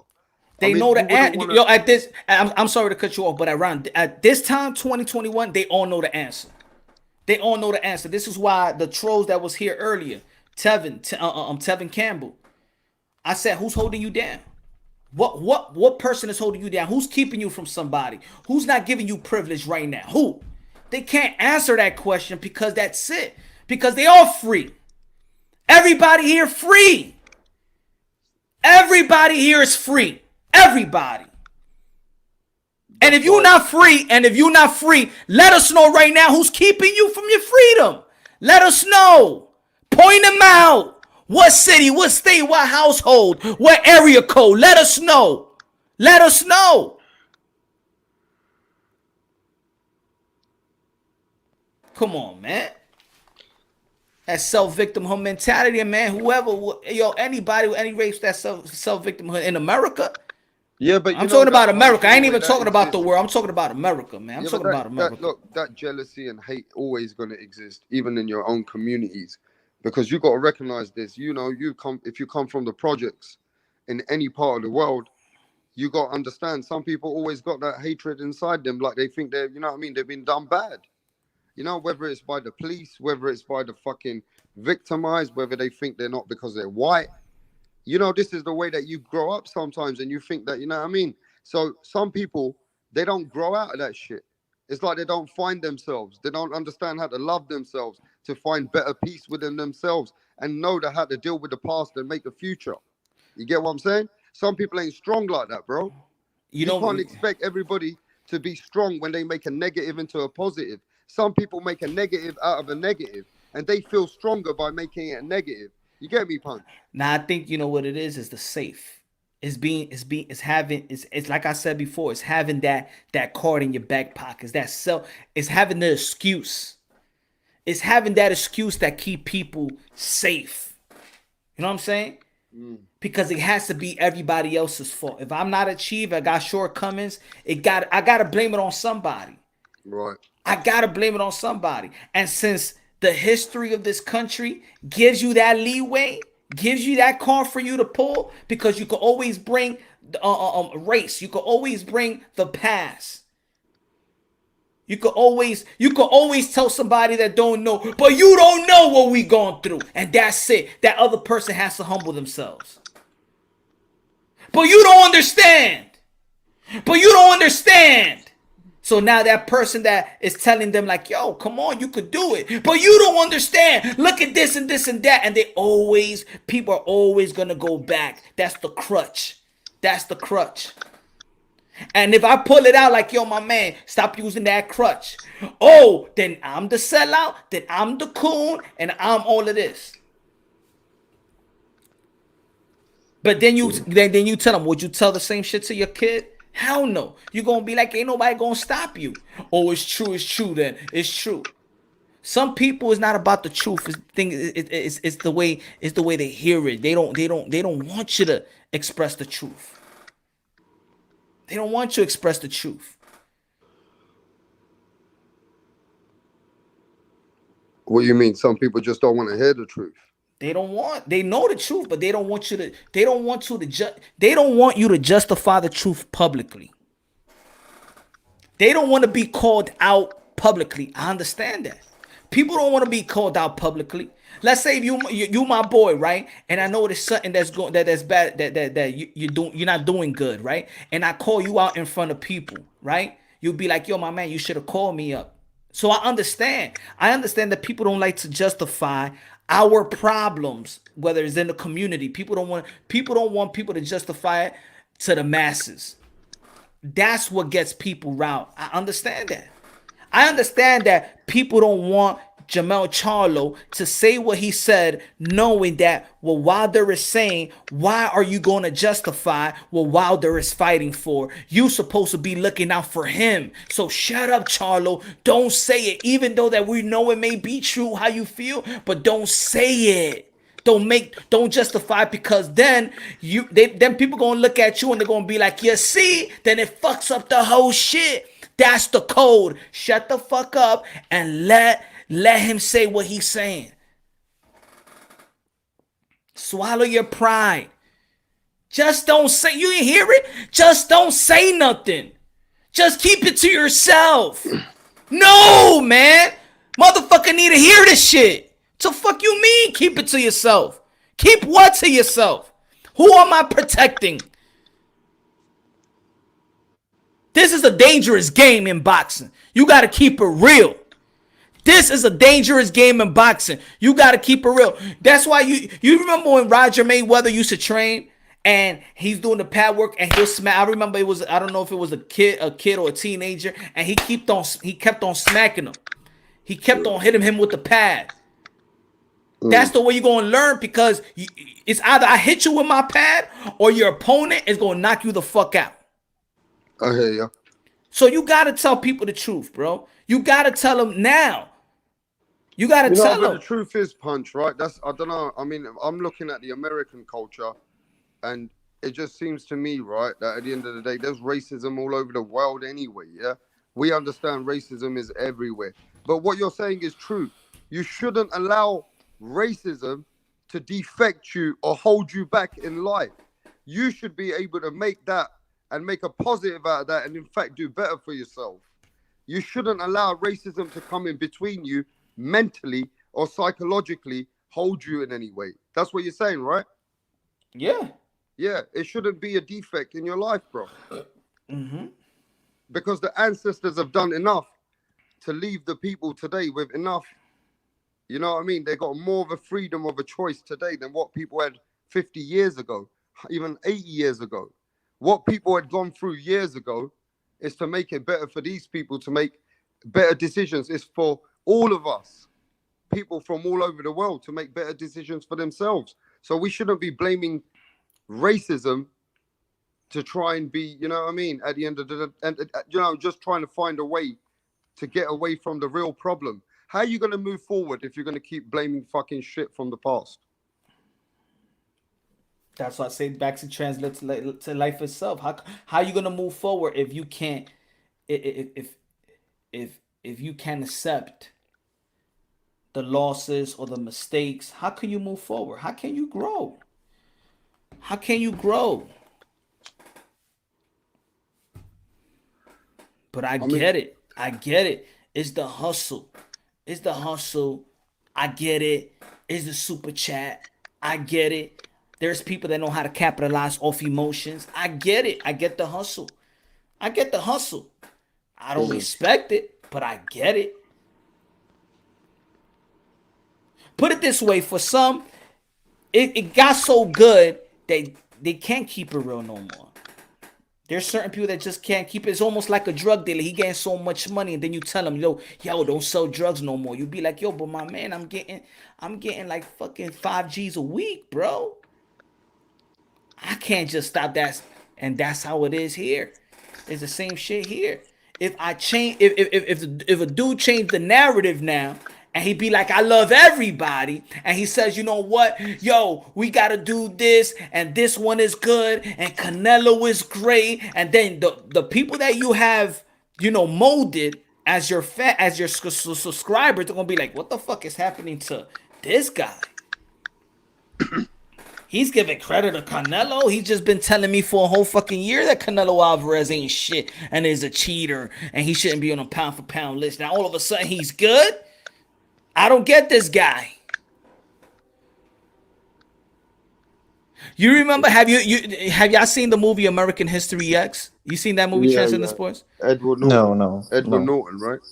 Yeah, you remember? You remember when he came out of jail, right? Yeah. And he went to the rally. Mm. And, you know, all that racism shit, it was all fake, right? He was trying to tell his girl. Yeah. And you saw how they all turned on him, right? The people in the party, remember? Vaguely, I remember that part, but yeah. They turned on him because he was trying to get his girl, and his little brother, come on, let's get out of here. What he's preaching is fake and stuff like that. And you're a traitor! You a traitor! That's the same type of shit. If the hosts of those channels, if they start actually waking up and stop with the race bait, they're going to lose all those subscribers. Most of them are going to be like, you're a traitor. You're the coon. You're the one that's going out of code. Why the fuck I subscribed to it? So now that's the problem. It's just like, that's the best example I could give. It's just like American History X when the dude came out of jail and now he's on that on that rave or whatever they was throwing, and they found out that he's not racist no more. So what they do, they kicked him out. They oust him. Get out of here. They was chasing after him, remember? And he had to leave running. Yeah, go watch that movie again, bro. It's been years, but everybody go watch that film. It's a fucking sick film, innit? It's a fucking badass movie, though. So Jamal Charlo is real and they not racist. They want him to be racist. They want him to hate everybody. They want them to hate Fury. They want them to hate everybody else but their race. That's the code. Alright? Hate everybody else and be racist towards everybody else. That's their code. That's their code. Yeah. And if it's not, anybody that with the code, let me know. And you could be on the panel and let me know that's not your code. Let us know. Enlighten us. If it's that's the code. That's the way I see the code. You see it the same way, Rapstar and Transcendent Sports? Let me know. I might be wrong. Yeah, I mean, for me, right, Punch, this is 2020 fucking one. I mean, you got a voice in today's world. If you're suffering any kind of racism, you need to speak out. And I'm sure you can get help straight away. You know what I'm saying?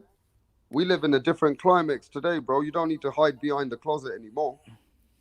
You don't need to be hiding everywhere or you know what I mean, your voice isn't going to be heard. You know what it is also? Is look, yeah, shit, yeah, black can't be, everybody could be racist. Man, this is, I mean, it's sad, but you know, Yeah, it is sad. Let's talk boxing. Let's talk boxing. You that's know what? There's a few subjects which are very deep. Racism is deep subject. Mhm. Talking about religion's another deep subject. Right. Yeah, that one with Manny Pacquiao one with the Earl Spence and Manny Pacquiao one, that religion, because of that's what you that was what you one of your lives, right? Punch. yeah. Yeah. I still can't believe that came out. I'm like, seriously.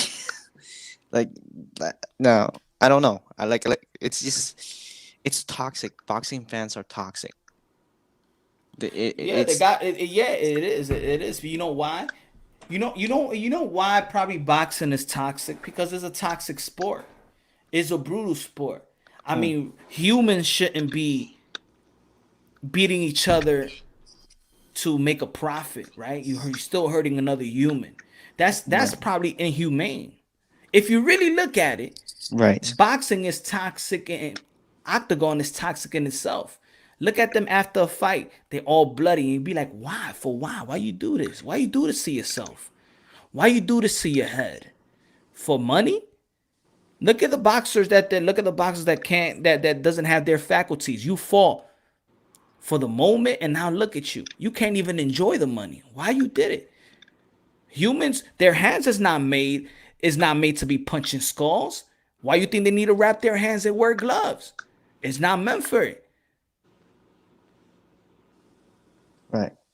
You know what I'm saying? Yeah. So the toxic is really is really the content. The toxic is the sport, to be honest. That's why there's other countries that actually have banned the sport. Right. Yeah, man.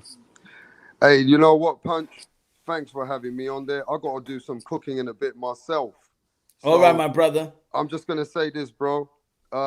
Like I said, man, it's time to move forward and fuck that toxic shit, bro. And at the end of the day, everything that makes you, you know, any negative into a positive is shows you what kind of man you are and how you can learn in life and better yourself. That's just what I gotta say, bro. Yeah. So I'm gonna catch everyone soon. I gotta do a bit of cooking. I'm gonna be live for a little bit. All right, Transition sports. everybody go to Rap Store Boxing Knowledge. You're gonna go live. I'm about to shut this down like in less than 5 minutes. All right. Everybody, Yeah, I'm gonna catch everyone soon, and bro. I'm going to go out there and watch your shit. All right. Everybody go to Rap Store Boxing Knowledge. Just subscribe to his channel right now, Yeah, and I ain't also gonna be subscribe to cooking for Sands long, Under but I'm Sports gonna be channel. cooking now. So I'm gonna go now, bro. Go ahead, my brother. Do your All right, thing. brothers. See you later, Rapson. All right, let's talk a little bit boxing, my friend. It's been quite a while since I talked to you. Hey man, boxing is great. Yeah, boxing is Oh, great. boxing is great ever since the boxing's been great ever since the end of last year. You know what I'm Right. saying? The fall.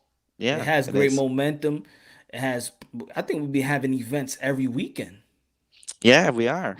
There's an upcoming fights July and August. And there's tons. Like, okay, did you make an official prediction yet about Teofimo Lopez versus Kambosos? Yeah, he's gonna stop him. He's gonna stop him in late mid rounds. I And say me that. too, my friend. Me Matt, too. let me get this. Matt, what's good, my brother? Fighters fight for all kinds of reasons, but favorite fighters fight for history, for immortality, for the legacy that outlives your time on Earth. Facts. That's true. I don't think they all feel like that. They may say it, but I don't think they all feel like that because you can see in the end they be like, yo, they effed me over for some money. These promoters is this. I thought the fight was good. I thought the fight, I'm all for the legacy. I'm all for fighters getting compensated real well Right. at the same time. Right. Hey, I always wonder Good looking at him, man. what's your thought on the Canelo and De La Hoya beefing? What do you think about that? I think is two both ungrateful towards each other. Right. And I think, in my opinion, my opinion is more, is not the majority opinion. I do think that Canelo Alvarez, in my opinion, is more ungrateful than Oscar De La Hoya. Oscar De La Hoya don't need Canelo. Never needed Canelo Alvarez in his life. Right. That's true. Yes. Canelo, I think, needed Golden Boy Promotions to propel him to be a crossover success. Of I who don't he think, is now. Yeah. yeah, that's Golden Boy Promotions. Oh, but Richard Schaefer did it. If it wasn't for Oscar De La Hoya, blood, sweat, and tears, and risking his life to have a company like Golden Boy Promotions, it would have never gave a lot of fighters that type of chance, that outlet. You know what I'm Right. saying? Right. And I always go back. Canelo Alvarez signed with Golden Boy Promotion. His statement was, and I'm paraphrasing, that being with Golden Boy Promotion is going to give me the chance to fight the best fighters, and I'm gonna be and gonna be an international star. Oscar De La Hoya delivered. Oscar De La Hoya delivered that he secured the best contract in boxing history. Right. Yeah, that's true, and I think I agree with your statement. I think Canelo's a little bit more ungrateful now because, to be honest, without Oscar, Canelo as right now wouldn't be the same Canelo if he was without Oscar. I think this is what it is. I think that Oscar De La Hoya's mistakes, personal mistakes, has people going against him when it comes to Canelo. If Oscar De La Hoya just kept his life behind closed doors, whatever, he never would have get caught with the fishnet and things of that nature. And he was Oscar De La Hoya, the love Oscar De La Hoya retire, and he's still doing good. Everybody, I think most of the people will be on Oscar De La Hoya's side. That's true. That's true. I think people agree. are taking their anger and trying to justify their relationship because of what Oscar De La Hoya, the cokehead, the fishnet, and stuff like that. And now it's hard to trust the word of a drug addict, of an alcoholic, a freak. You know what I'm saying? Right. So now you go with the serious guy, Canelo Alvarez. But how boxing is right now, with all these fighters having their own promotional company, Oscar De La Hoya is the sign of you could become a boxer and be the most successful businessman as a boxer.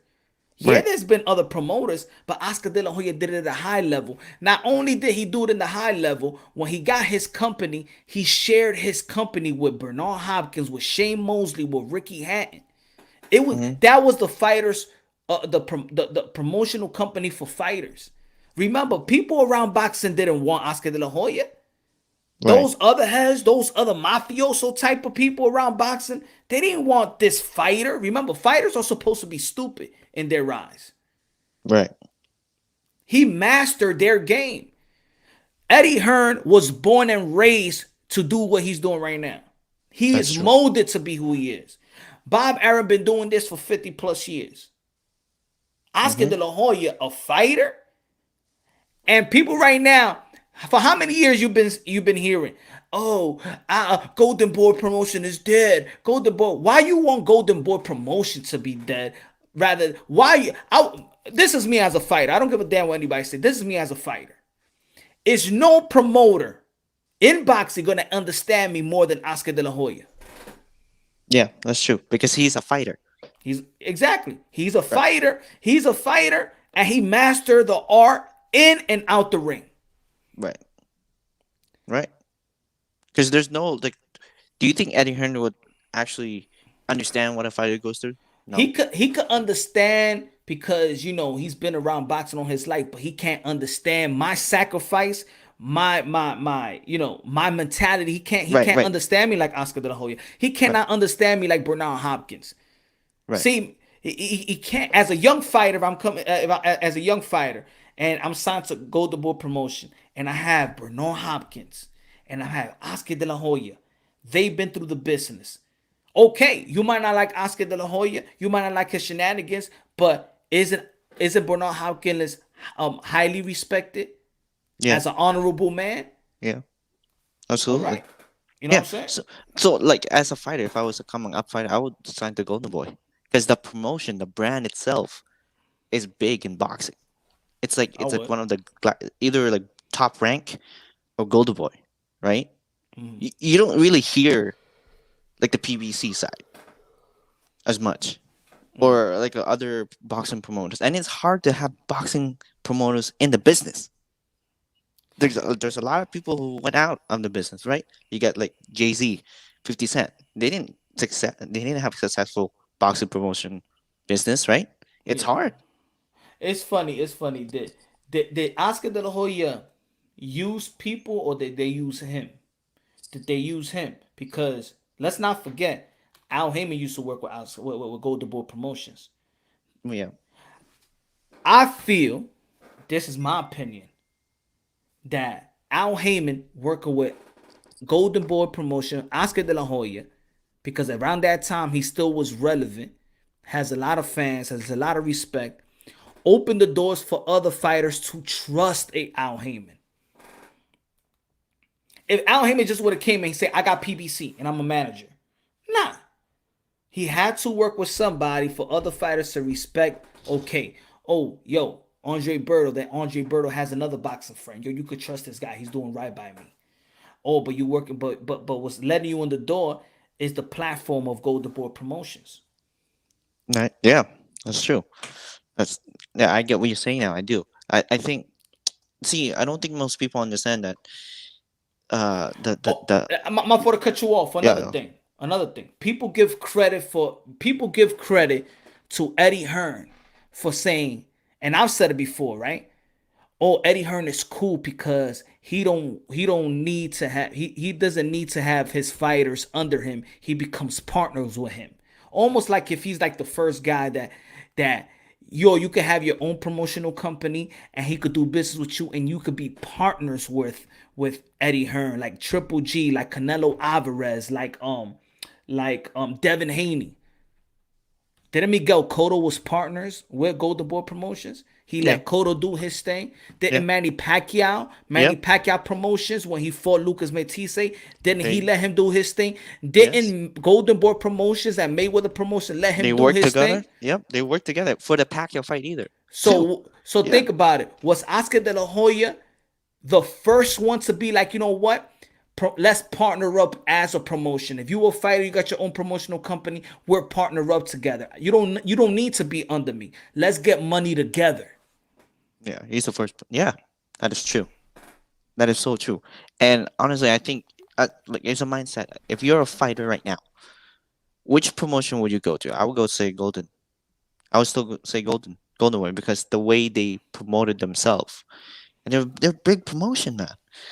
And let's put it this way: if Canelo did not sign with Golden Boy, would he be the same Canelo as right now in the same pathway? No, he would have never been, because he would have never got the Mayweather fight. Right. He would have never got the Cotto fight. He would have never got the Shane Mosley fight. He would have never got those legendary fights that propel him to become an international star. Right. That's true. And even including the money, he wouldn't. Didn't he and Oscar had a deal with the Zone?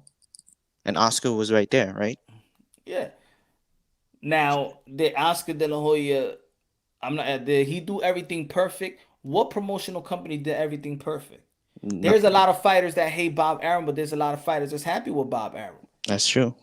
There's a lot of people that hate Oscar De La Hoya. There's other fighters that's happy with Oscar De La Hoya. Oscar Valdez is happy with Bob Arum, but Teofimo Lopez is not. Two sides of the story, right? Edgar Berlanga looked like he getting money with Bob Arum. He's not complaining. That's true. Oh, speaking of that, remember when you said Oscar doing cross promotion? He also signed with Triller, right? Or does he own part of Triller? No, he doesn't. Who? Oscar? Yeah. Nah, I think that when Triller's doing, they need a promotional company to promote whatever they have as well. Right. And no, Jonathan Ramirez, no, I'm not saying I know all. I'm only saying what makes sense to me. I mean, it's easy. Everybody, most of the people go after Oscar De La Hoya. Most of the people. But they forget about what his platform has done. Let's not forget Money Mayweather. Let's not forget that after he left Top Rank, Mayweather Golden Boy Promotion was promoting his fights. Don't think that the power of Oscar De La Hoya and Flo Mayweather working together wasn't bringing the dollars. Let's not think that he wasn't used as well. Don't think that Canelo Alvarez standing next to Oscar De La Hoya didn't capture a lot of fans. It's almost like Gervonta Tank Davis standing next to Floyd Mayweather. Gervonta Tank Davis can't promote a lick. He don't say shit. Half of his fans are because of Floyd Mayweather, just him being next to Floyd Mayweather. Matter of fact, it's being next to Floyd Mayweather and Adrian Broner while they're relevant. That's Gervonta Tank Davis fan base. He adopted those fan base of people. Oscar Canelo Alvarez fan base are also Oscar De La Hoya's fan base. Yeah, that's true. Yes. Because who would have seen Canelo without Oscar? I just don't see it. No one. People were saying because he was big in Mexico, but right. I think he would have never got those type of fights. I don't think he would have got the Mayweather fight without Golden Boy Promotions. Yeah, or with Mosley, or with If he would have gone Top Rank, he was not going. Think about this: if he was going to be with Top Rank, he was not going to get that fight. No, Mayweather. No, it took years for Manny. Especially around that time. He was not, especially around that time. He was never going to get a Mayweather fight. Yeah, it was with Mayweather on the record saying, "I will never work with Bob ever again." Exactly. Yeah. So who was going to fight? Shane Mosley? Who's going to fight around that time? Miguel Cotto? Nah, he was not going to fight. So those are the legends that he was fighting. Those are the Hall of Famers that he was fighting. So I think I think we're both on the same side. And I think that it's kind of unfair where people going at Oscar and his promotion, because he has a big promotion, right? It's appealing for young fighters, and I understand why they want to sign, and it's really good for young fighters to sign with him. Now, do you think it's fair that Canelo fans are saying, well, maybe because Oscar's just salty? I've heard that enough. Oscar De La Hoya salty of what? If Oscar De La Hoya, I don't know. If Oscar De La Hoya made his money because of Oscar De La Hoya, Oscar De La Hoya is a legend, is a Hall of Famer. Salty of what? You're Canelo Alvarez. You're trying to reach what I reach. I can't be salty. You're trying to reach what I reach. You still haven't accomplished the shit that I've accomplished yet. You about to.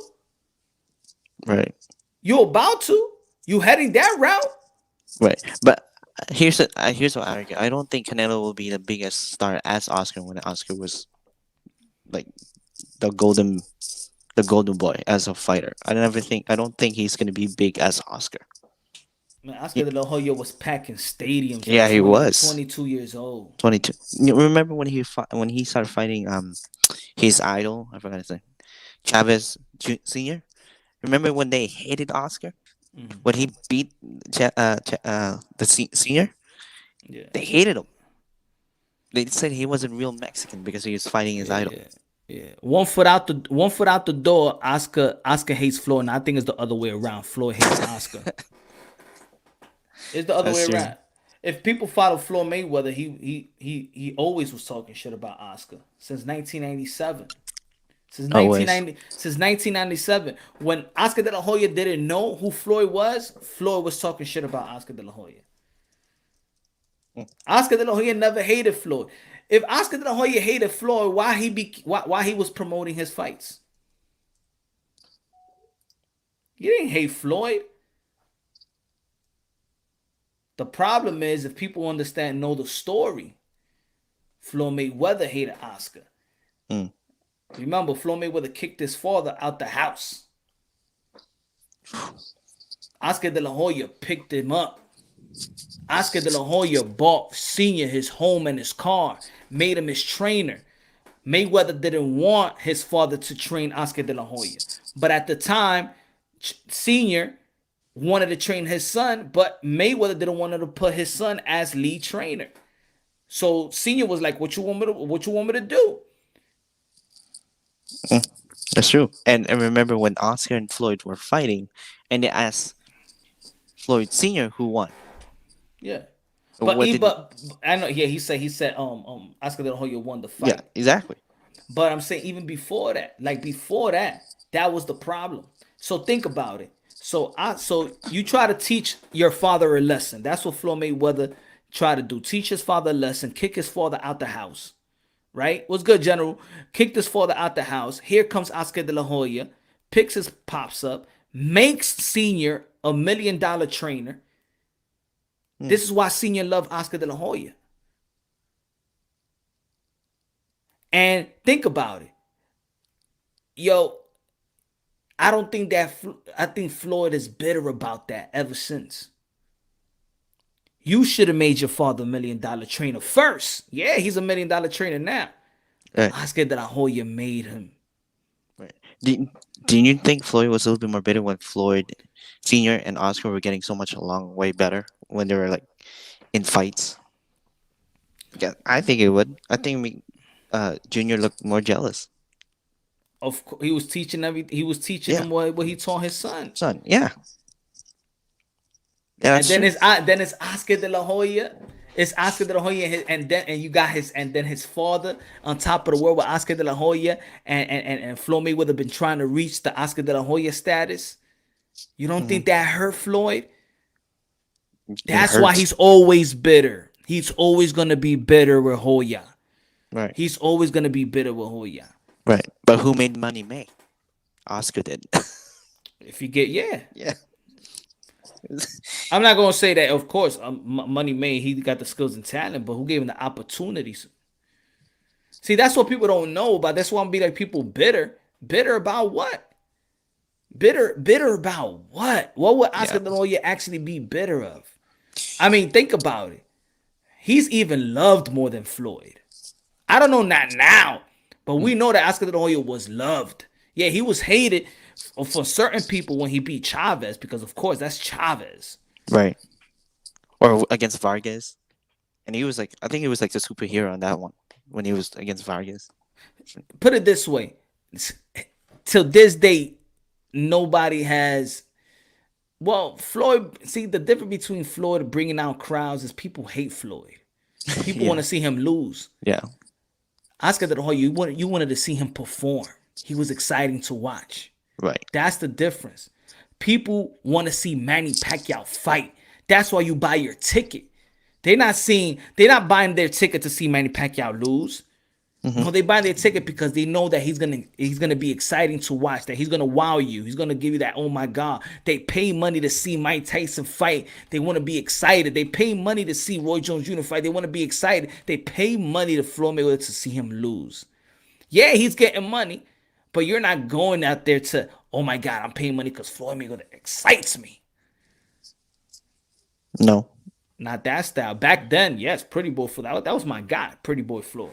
I was a huge That fan guy, of that Floyd. Gotti, that Chop Cordy Floyd, Oh, yeah. that Corrales Floyd. Oh yeah, that was Floyd Mayweather right there. I think that was before his hands got like start changing, right? That's when he started. The Toro Gotti. I think he went all out. I think that Right. was the last time that. Is that where he hurt his hand? That fight? I think that's where he damaged his hand. Yeah. Yeah. That's when he started changing his skills. But he did good versus on Ricky Hatton as well, man. And he was also a little bit. I think he was real good, entertaining versus Miguel Cotto. That was a hard fight for him. It was, and it made Floyd bleed. Remember, he was smiling at the camera like, "Oh, Cotto made him bleed." Floyd worked hard, man. Yeah, and I don't take nothing away from Floyd, man. I don't either. I think he's one of the most smartest fighters out there. And this is also my point. Who made Manny Pacquiao? Oscar de la Hoya. When Manny Pacquiao moved up to one welterweight, who'd he fought? His idol, Oscar de la Hoya, and that was a huge fight. Yeah, let me get. He said, Logic said, if Oscar wasn't better, he would keep Canelo out his mouth. The fact Oscar challenging Canelo shows how this desperate and clout chasing. But why does Canelo could say whatever he wants to say before fighting Billy Joe Saunders? Like, people don't see that everybody picks on Oscar de la Hoya. Like it's Dana White that's always talking shit about Oscar De La Hoya. It's Floyd Mayweather that always. You remember when Floyd Mayweather always kept talking shit about Oscar in press conferences, and Oscar De La Hoya just stayed with a smile. Right. Yo, Oscar De La Hoya always stood. Oscar De La Hoya is going. He's what he said about Canelo. It's because what Canelo said about him, saying that he was nothing, he didn't do shit, that all he did was drink. You fucking up my company. You messing up the integrity of my company. I ain't saying shit about you. So what you saying is that Oscar De La Hoya can't defend himself. He should. Come on, right, man. You know what it is? People forget what he did for a living. People forget what Oscar De La Hoya did for a living. I think that Oscar De need to crack some jaws. Right. Like you said, he was making the arenas pack of fans. He was loved, bro. He was like the biggest star back then. I mean, he still is, depending who you talk to, but he still is a big star. Oscar De La Hoya, right? He like at age of 23, when Canelo was age 23, did he feel out of stadium? No, but who did? It was Oscar. Yeah. But look at Mr. Cheesehead. You said they know Oscar behind closed doors. We don't know the smile to be fake to me. But think about this, right? So Canelo Alvarez could say that Oscar De La Hoya did nothing. All he did was drink, right? And they give credit to Richard Schaefer. So does Richard Schaefer get the blame for letting everybody go? Does Richard Schaefer get the blame too? Because if Oscar De La Hoya gets no credit and he ain't do nothing, then everything used to fall on Richard Schaefer's hands. But who they blame when all the fighters won with Al Heyman? Oscar De La Hoya. So people give credit to just Richard Schaefer. I thought Richard Schaefer was the guy that was in charge of everything. You understand what I'm saying? It's people just want to blame everything on Oscar. Just because of the fucking fishnet. That's what it is. Let's be real. When he was fighting, Oscar De La Hoya was hated because he was a pretty boy that if you had a girl and she liked Oscar De La Hoya, you hated Oscar De La Hoya because he's a pretty boy. He tampered with your ego. Then after that, you hate him because of the coke and the fishnet. Let's be real. Well, there's a comment right there. He says Oscar gets his credit as a fighter, but as a promoter, oh, come on, dude. But that's what I mean. As a promoter, who's the cash cow right now? Who is the cash cow of boxing? Canelo. Why? It's because of Oscar. Okay. Who is the youngest? Who's the youngest noticeable star in boxing right now? Yeah. Okay. To me, it is Teofimo Lopez. I think it's Ryan Garcia. I think more people know Ryan Garcia than Teofimo. Okay. Oh, I think Teofimo Lopez is better, but I think that people know Ryan more than Teo. Is it because he signed with Oscar? Ryan Garcia, because he signed with Oscar. He's with Oscar De La Hoya. So he got the present, the future cash cow. Yes, he does. And he made Floyd Mayweather. Money made. Yeah, he made Manny Pacquiao too. And he gave Manny Pacquiao from rich to wealthy. Right. Yes, and he's partnered up with all these guys. Manny Pacquiao promotion. He did a partnership. Miguel Cotto partnership. Mayweather promotion partnership. He led Danny Silva Garcia to become a two division world champion. He led Deontay Wilder, our last American heavyweight champion, was signed to Golden Boy Promotion. That's our last American heavyweight champion. Golden Boy Promotion signed him, give him his title shot. Right. But people want to question how he promotes. People want to question Golden Boy Promotions. Did he make Adrian Broner a 3-division world champion too? Yeah. Okay, now there's a comment. He said, when Oscar has Canelo, we had more questions than answers. He fired Oscar, and now he's fighting maybe 3 to 4 times this year. Oh, he's talking about Canelo. Did you read the comment? He said right there. When Oscar has Canelo, we have more questions than answers. He fired Oscar. He's fighting 3, maybe 4 times this year. Yeah, but I'm gonna tell you like this, man. Yeah, he's fighting 3, 4 times a year. But did they snake Oscar though? Did the Zone Matchroom snaked Oscar? Because let's not forget, when Oscar Golden Boy Promotion wanted to get Billy Joe Saunders, what did the Zone said? He wasn't a primary fighter. Callum Smith, he wasn't the primary fighter, right? Then they started talking about UFC. Those wasn't the fight that the Zone wanted him to fight. He leave Oscar De La Hoya. He goes to Matchroom, and we already know that Matchroom and the Zone, Eddie Hearn and the Zone, they tight like this. All of a sudden, he's fighting the fights that they say no to him when he was with Golden Boy.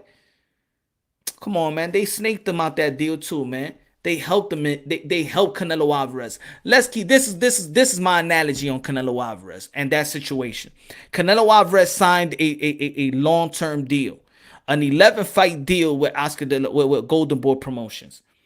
As soon as he signed that deal, he figured like, damn, yo, I don't need Golden Boy Promotions. I really don't need a promotional company. Why do I have to give 30% for 8 more fights? How can I get away from this contract? I want to do the same thing that Oscar De La Hoya did. I want to be my own, really. I want to do the same thing that Floyd Mayweather did. Why do I want to give 30% to my promoter? And I think that's what it was. That Canelo Alvarez finally knew his worth. But he had 8 more fights to go. That's how I feel.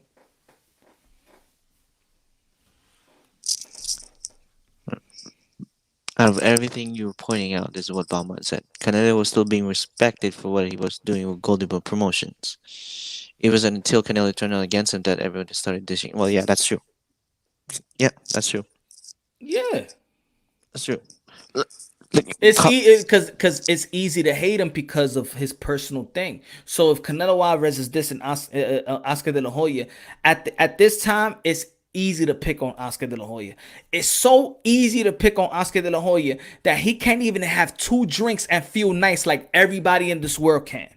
Yo, look how he was in Triller. Yo, to be honest, that was a Triller thing.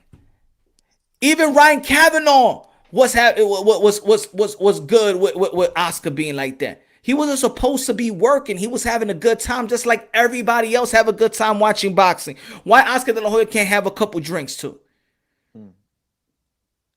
That's true. So put it this way. This is why, and this is why people don't they choose who to give the leeway. So Mike Tyson, he could be high off his ass doing interviews, and sometimes you could see like he's so high he can't even conduct his podcast real good. Right. Yeah. That's Right? why he needs a co-host. Yes. He could be sometimes he has so high that he can't even conduct. Like when he was conducting that interview with Tio and he was like too high, bro. Like too high. Slurring his word and whatever, right? Yeah. Mike Tyson used to be a cokehead too, but we love Mike. We love Mike. Yeah. Well, Mike was partying hard when he was a fighter.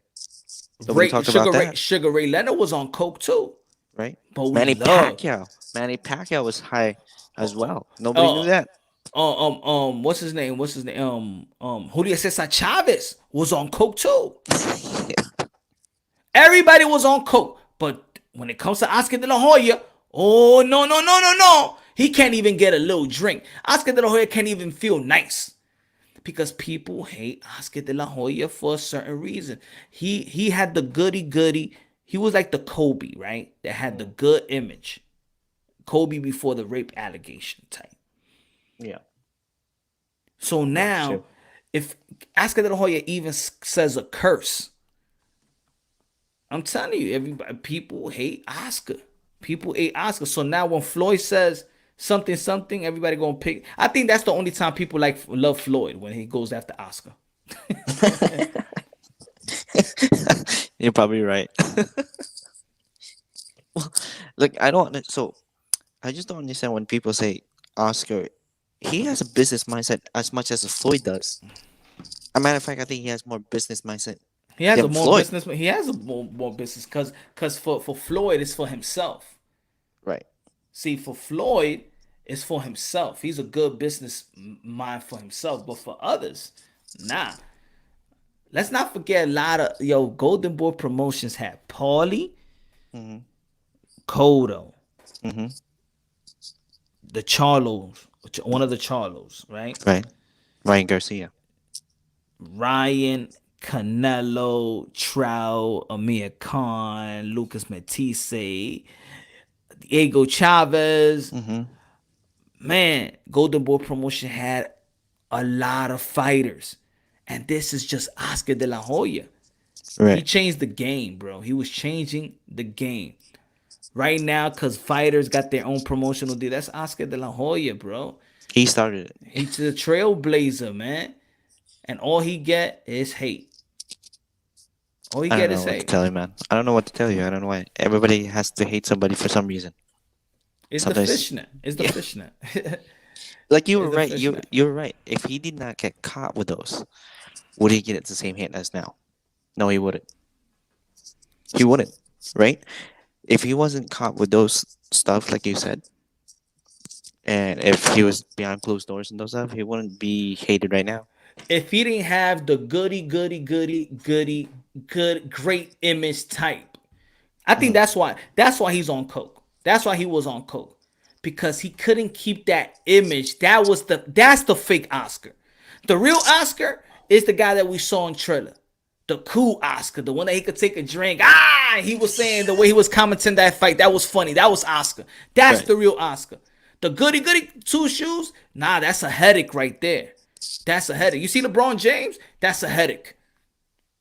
You gotta walk around with on eggshells. You can't say this. You gotta walk like this, and you Right. walking on eggshells. You can't be yourself. If Oscar de la Hoya was like Dennis Rodman, because a lot of people love Dennis Rodman, they respect him. If he was like Dennis Rodman and he would have wore that lingerie, nobody would say shit. He's a crazy motherfucker.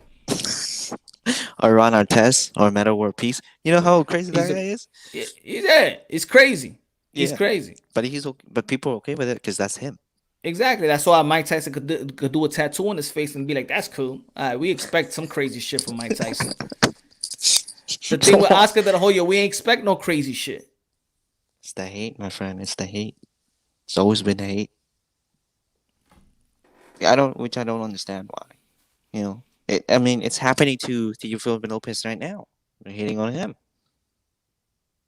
Or even He said, "Don't compare LeBron to Oscar." Psst, man, please, man.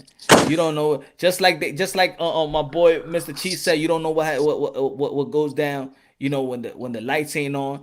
Yo, put it this way: LeBron James, New York City, meatpacking district. When everybody thought that LeBron James and the Celtics they hate each other, they was in the meatpacking district in the club. It was Paul Pierce, it was LeBron James, and it was Ray Allen, right? Know that for a fact, because the promoter was promoting the club. That was my boy. You know how much the bill came out to? That he don't drink? how much? $59,000. God damn, that's a lot of They money. drank the whole night and got twisted. This, you know when they was in the club? What? This was around the playoff time, bro. Oh, you serious? What? This was around Miami versus the Celtics. really? Wow. And they probably took a private jet and came to New York to party. Oh, but yeah, LeBron James is some perfect guy. He's some perfect. He don't drink. Don't do shit. Yeah, fucking right, bro. When you in New York City, you in the nightclub, I see it all, bro. I see it all. Yeah. And you know what? I used to see it all. I see and Zoo's Rendezvous, Stephon Marbury in the strip club till 4, 5 o'clock in the morning. You know, used to close at 4:30. He used to be like past 4:30, and the Knicks had a game at noon. And then we figure out, damn, why this guy's like this? I seen Chris Humphrey get carried out the club drunk.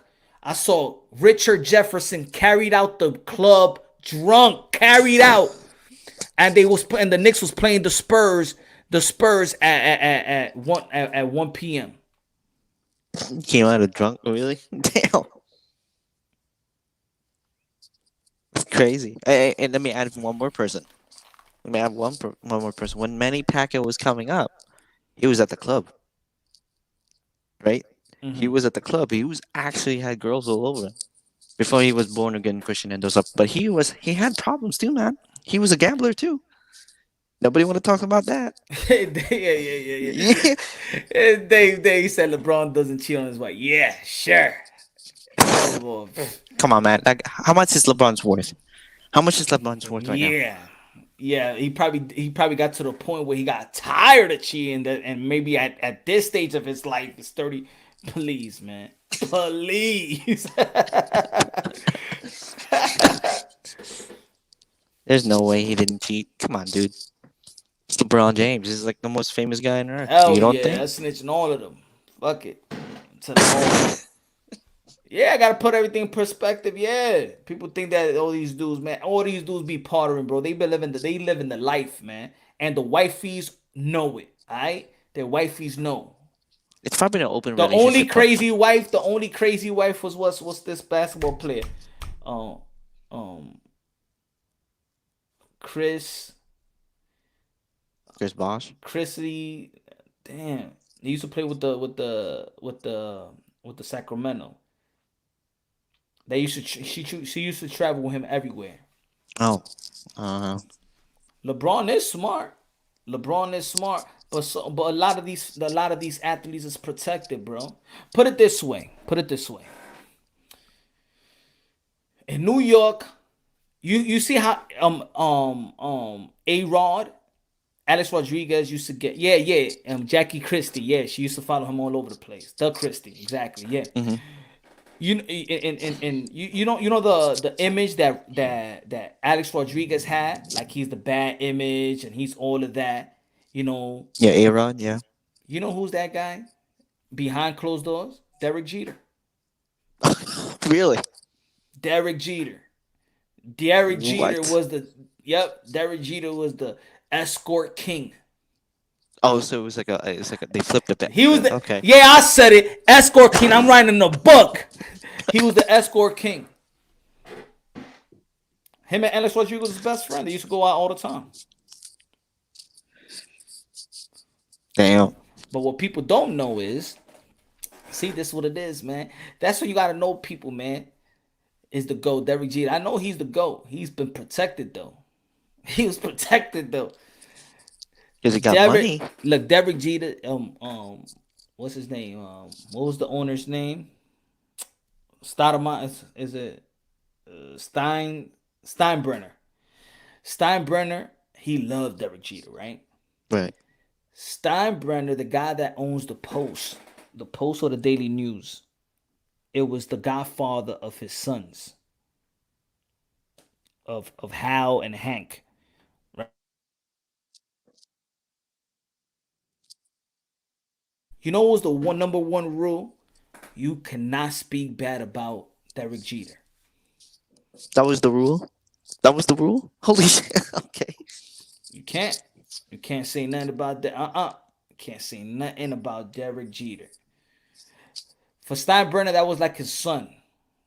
That was like his young son for Steinbrenner. He had the media on lock, and his best friend was the person that owned the Post. I forgot his name. The Post and the Daily News. Can't say nothing bad about Derek Jeter. The only peep that you ever heard about Derek Jeter, you know what it was? What? It was when he had that tax problem in Florida. Oh, yeah, in 08. Was that in 08? Yeah, it was in 08 when he had the tax problem. Yeah. See, this is what it is when you live in New York, but you out there in New York and you in the man. I used to be in the club 5 days a week. Damn, dude. You party hard? I party hard, bro. I party hard to the point I can't party no more. Was this before the wifey or after wifey? Was this before the wife? Before the Okay. wife. Okay. Do you party hard in Brooklyn? But they have nice, Brooklyn is now is good. It's great now. right? Was it Brooklyn that you always party, or was it Harlem? Yeah. Exactly, Troy. Punch like changing their lives. I got cases on all you bitches.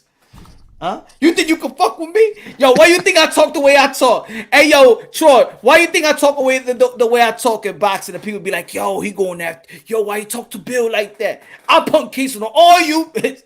I'm going on some information. So when you talk to Punch Run Boxing, you better come correct. I'm putting cases on all you bitches. You think you can fuck with me? You motherfucker be playing basketball in Pelican Bay when I don't get fitted with you. Shoot program, nigga. 23-hour lockdown. Now I'm the man up in this piece. The two people in media that never spoke about New York was Mariano Rivera and Derek Jeter. Mariano Rivera, a Jehovah's Witness, used to go to church in the Bronx. I think it was 70 Sutton Street in University. Yo, I know it, yo. Am I right or wrong? Yo, am I right or wrong, Dave? Mariano Rivera, Jehovah's Witness, used to go to church in the Bronx, in the Jehovah's Witness place. I think it used to be on University Ave, but it was 70 Sutton Street. I forgot the place.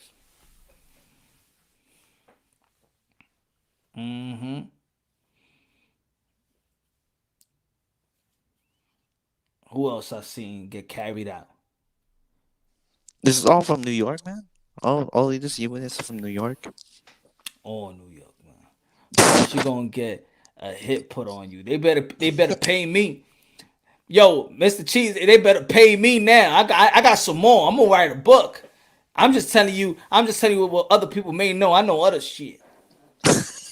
James Harden, you better come correct. I saw you when I came out of IHOP. Huh? What was he doing? What was James doing? He's like, Chester, this was yo, tell us everything, son. Tell us, come on, bro. You got receipts, bro. You got receipts, right? Let's go. I got a lot of receipts, man. I got a lot of receipts, man. I'm telling you, I got a lot of receipts. You know what it is about? You know what it is New York, meatpacking district, and all that stuff. Right. Then New York, all these celebrities, they go up, they always out. It's normal to see them. If you go out, I'm saying if you go out in New York, in the place that I used to go to, yeah, you see them. The dude from Harry Potter, was it Harry Potter? No, from Lord of the Rings. What's the actor's name? Are you talking about the king? The one who played the king? With the glasses. The one with the glasses. Is it the one with the glasses? Or the Lord of the Rings, the kid that used to be. Well, the young guy, whatever, one of them dudes. That he on the cover. I forgot his name. He used to take the 6 train all the time. Oh, really? Yeah. These actors take they regular. These actors, these celebrities, when they New York, they regular people. You know what I'm saying? Like Alex Rodriguez, I used to see he takes the yellow cab. Really? From going to work to like every day? Just takes a yellow cab? He would take. Yeah, I used to see who else? Who else? I know Jake Gyllenhaal. What's his name? Take the subway. That's what he does. Who else used to take the subway? Actually, used to take a couple actors take the subway. Max Bloomberg used to take the subway. What? What? Yeah, Mike Bloomberg used to take the subway. He said, you got to write a book like Canseco. Man, my book is going to be better than Canseco. You got the receipts, gentlemen. I got the receipts. JR smoked with us in Dykeman. There you go, Ariel. Yo, in Dykeman. Remember Marcus Camby used to come to Dykeman on that white SUV. He opened the door and all the smoke used to come out. All them NBA players smoke, all right? He used to smoke before all of them. All of them. Come on, man. Got receipts. It's not like, but I'm just saying this. It's not like people was hiding it. It's out there. You feel me? Like they was out there. Like people they didn't hide nothing. Like J.R. Smith, J.R. Smith ain't hide shit. You know what I'm saying? Where he come through. Now for some place else, if you're from another state that there's not a lot of celebrities, then you're gonna be on some starstruck shit. I see celebrities every day. If you out, you see them all the time. It's just regular for this is New York, right? It's just regular for New Yorkers to see celebrities, I guess. Yeah. So they can't really hide from you, Punch. You can't really see No, something, but dude. that's what I'm saying. For people be like, "Oh shit, you're snitching on somebody." Nah, they do that shit. They move. They move like that. They move like regular people. You go and see them. It's New York. It's too many people. You can't hide unless if you're doing your shit on a hotel room or you doing your shit in a loft or something like that. It's too many people. You can't hide. If you're going to go to a club, everybody gonna see you. Now that doesn't mean that everybody's gonna report it because you got relationships. You got relationships. You know what I'm saying? Right. So there is a lot. I'm gonna put Nate Robinson. Nate Robinson got caught with a gun charge, and it never really got out. It never really. Nate Robinson, the basketball player. Yeah, he got hit Really? with a gun charge. Oh shit. Yeah, in New York. Nobody knows. I think it was in the Bronx. You know, you used to take the train. Matter of fact, I used to take the train. I used to work nights back then.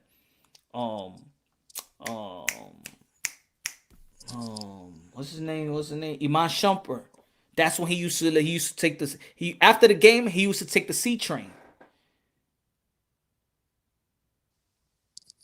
Yeah. He used to take the C train, and this is when he used to stay in Harlem. He used to date his wife right now because she used to be in Harlem a lot. He used to go to the studio in Harlem.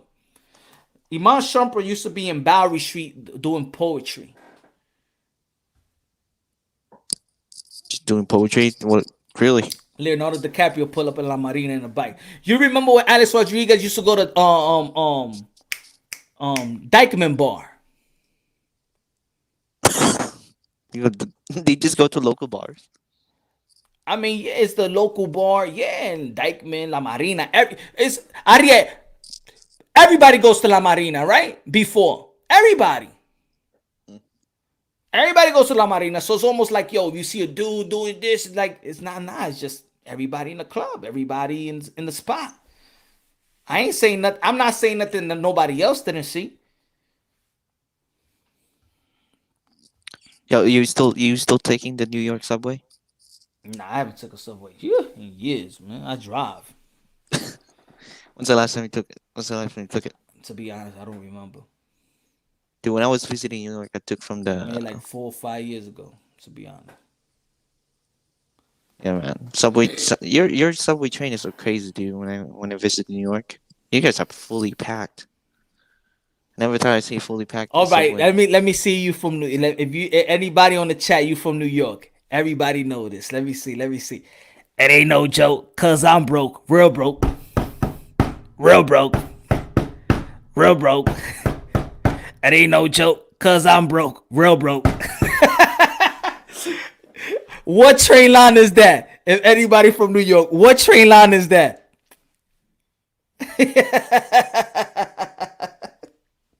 You guys get special songs or something? What the fuck? Nah, like yo, cause you know certain homeless people, but you know them, like, cause you ride the train every day. Okay, You gonna see. I see what you're saying. You gonna see them a lot. That's what you know. That's when you know when you know that okay, he from New York. You know, he take the train. He said, not the 1 train slugger, man. That's the D train. That's the D train. It ain't no joke, cause I'm broke. How about the crackhead comedian? There was another dude. He was funny, yo. I think this guy was on a 1 train. He used to be like, he used to be on a 1 train, and he'll come and open up and ding dong. But I seen this guy already, so I'm already laughing. and he'll be like, all right, y'all really disrespecting me in my own house, right? Huh? Y'all disrespecting my own house? You know I got company coming over? He said, I got company over. And then he'll leave and he'll go to another car. And I say, yo, y'all better clean y'all shit up before I come back. I got company coming over. I got a date. One time he told the woman, he said, oh, hell no. What are you doing in my bed? What are you doing in my bed? Because he was sitting in the chair. Oh yeah, that's where he sleeps at. Yeah. It's crazy. He said, man, and before y'all leave, y'all better clean up because I got company coming over.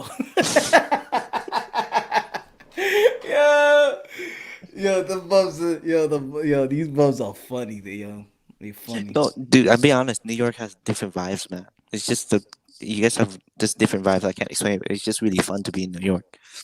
There's so many things to do in New York. Yeah, It's just so crazy, and it's the craziest part is just you guys are multicultural, bro. It's actually different. It's actually different. Everybody in New York. Yo, you know what I was going? You know what I was going to do before I said, hey, let me create a this boxing channel. I was going to do like a bar review channel. Like I for New York. I call myself I call myself the elite bar hopper. Yeah, I like that. I'm an elite bar hopper, bro. I said, man, I go to all these bars, bro. I go to like 8 different bars and just to go. Like I could be like at 7th Street, 7 and St. Mark's, and go to them bars. I go over there, boom. Let me go chill out over there, downtown Houston, and I do the uptown thing. Now, not lately, but before the pandemic, in the last 3 years, Brooklyn been the spot. You feel me? Brooklyn, a lot of great bars, a lot of punkish bars. Right. You know.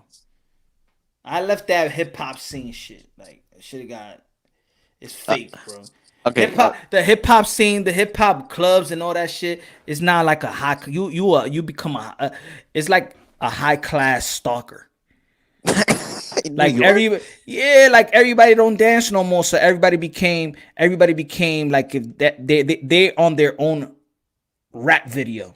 Everybody on their phone. Everybody on their phone with a cup looking at each other.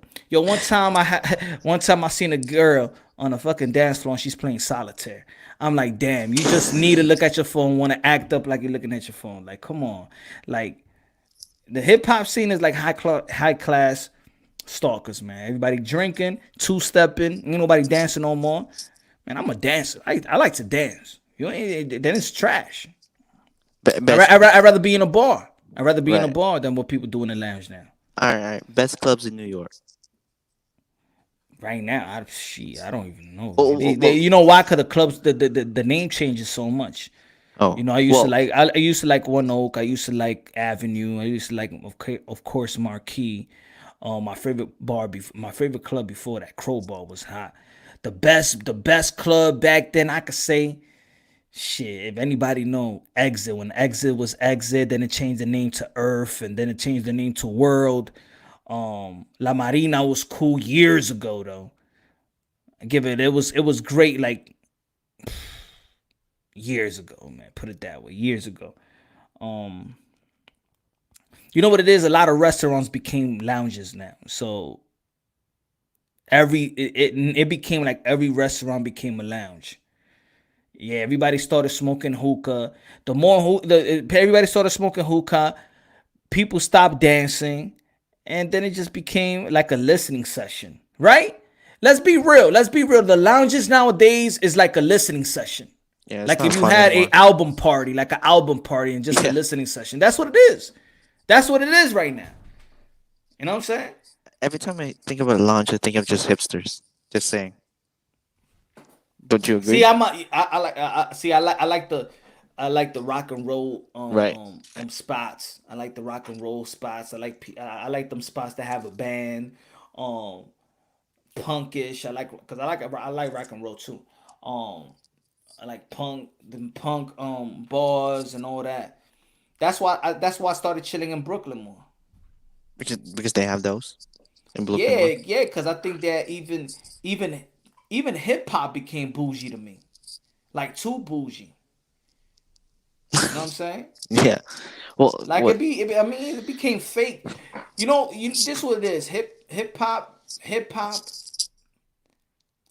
Like it was hood, but it was like it was still dope. It was raw. It was the essence, right? Now it's like hip hop is like rich. I rather chill. I rather chill with real rich motherfuckers. I rather chill. I rather chill with the real rich than the pretenders. Oh, I see. Oh, Like, I mean, like everybody in hip hop now they want to pretend because it's a different type of hip hop. Not everybody. So since all the rappers are pretend to be the richest dudes in the world, then everybody act like that now. Like they're the richest people. This is why you could. This is why you could. Yo, you could look at old hip hop flicks or parties. Like that's why even when you young, right? House party was the shit. Everybody dancing. That's how a house party supposed to be, right? I don't think high school or young college have a house party like that no more. no, I think I don't they're think just nobody. no. I don't think so. I get what you're saying. Back in the days, back in the days in the lounge or in the party, you used to play a slow jam, son. Right. Like you used to play a slow jam. People actually dance back then. People dance. Yeah. People will play. Yeah, let's put some guy in there. Let's put some Keith Sweat. You so slow jam with a chick back then, man. They don't got that no more. No, yeah, Boys to Man, put that on. Yeah, they don't got none of that no more, man. And I'll tell you the truth. This is why now I appreciate more Spanish spots because people still dance bachata. People still dance salsa. You still dancing. But like in hip hop, because hip hop, it used to be with the hip hop and then reggae. And you always gonna get to dance with the chick. Ain't no more. They don't even play reggae like that no more. Oh, really? In clubs? They don't play reggae in clubs anymore? Nobody dance no more, man. Oh, man. There is no man and woman camaraderie no more. Like ain't no touchy, you know? Ain't no see back there you used to dance and the girl used to get each other's numbers and she feeling you she feeling where she feeling your thing and it's like now it's like high class stalkers now. Anyway, Punch, I gotta go, bro. I gotta work tomorrow. Yo, I gotta go too. Yo, I'm going to Rap Soul Boxing Knowledge. Yo, everybody go to Rap Soul Boxing Knowledge. Let's go. Love y'all. God bless. And on to the next. Peace See you later, out. buddy. All right, bro. Take Peace. care, man. God bless. God bless, dude, brother.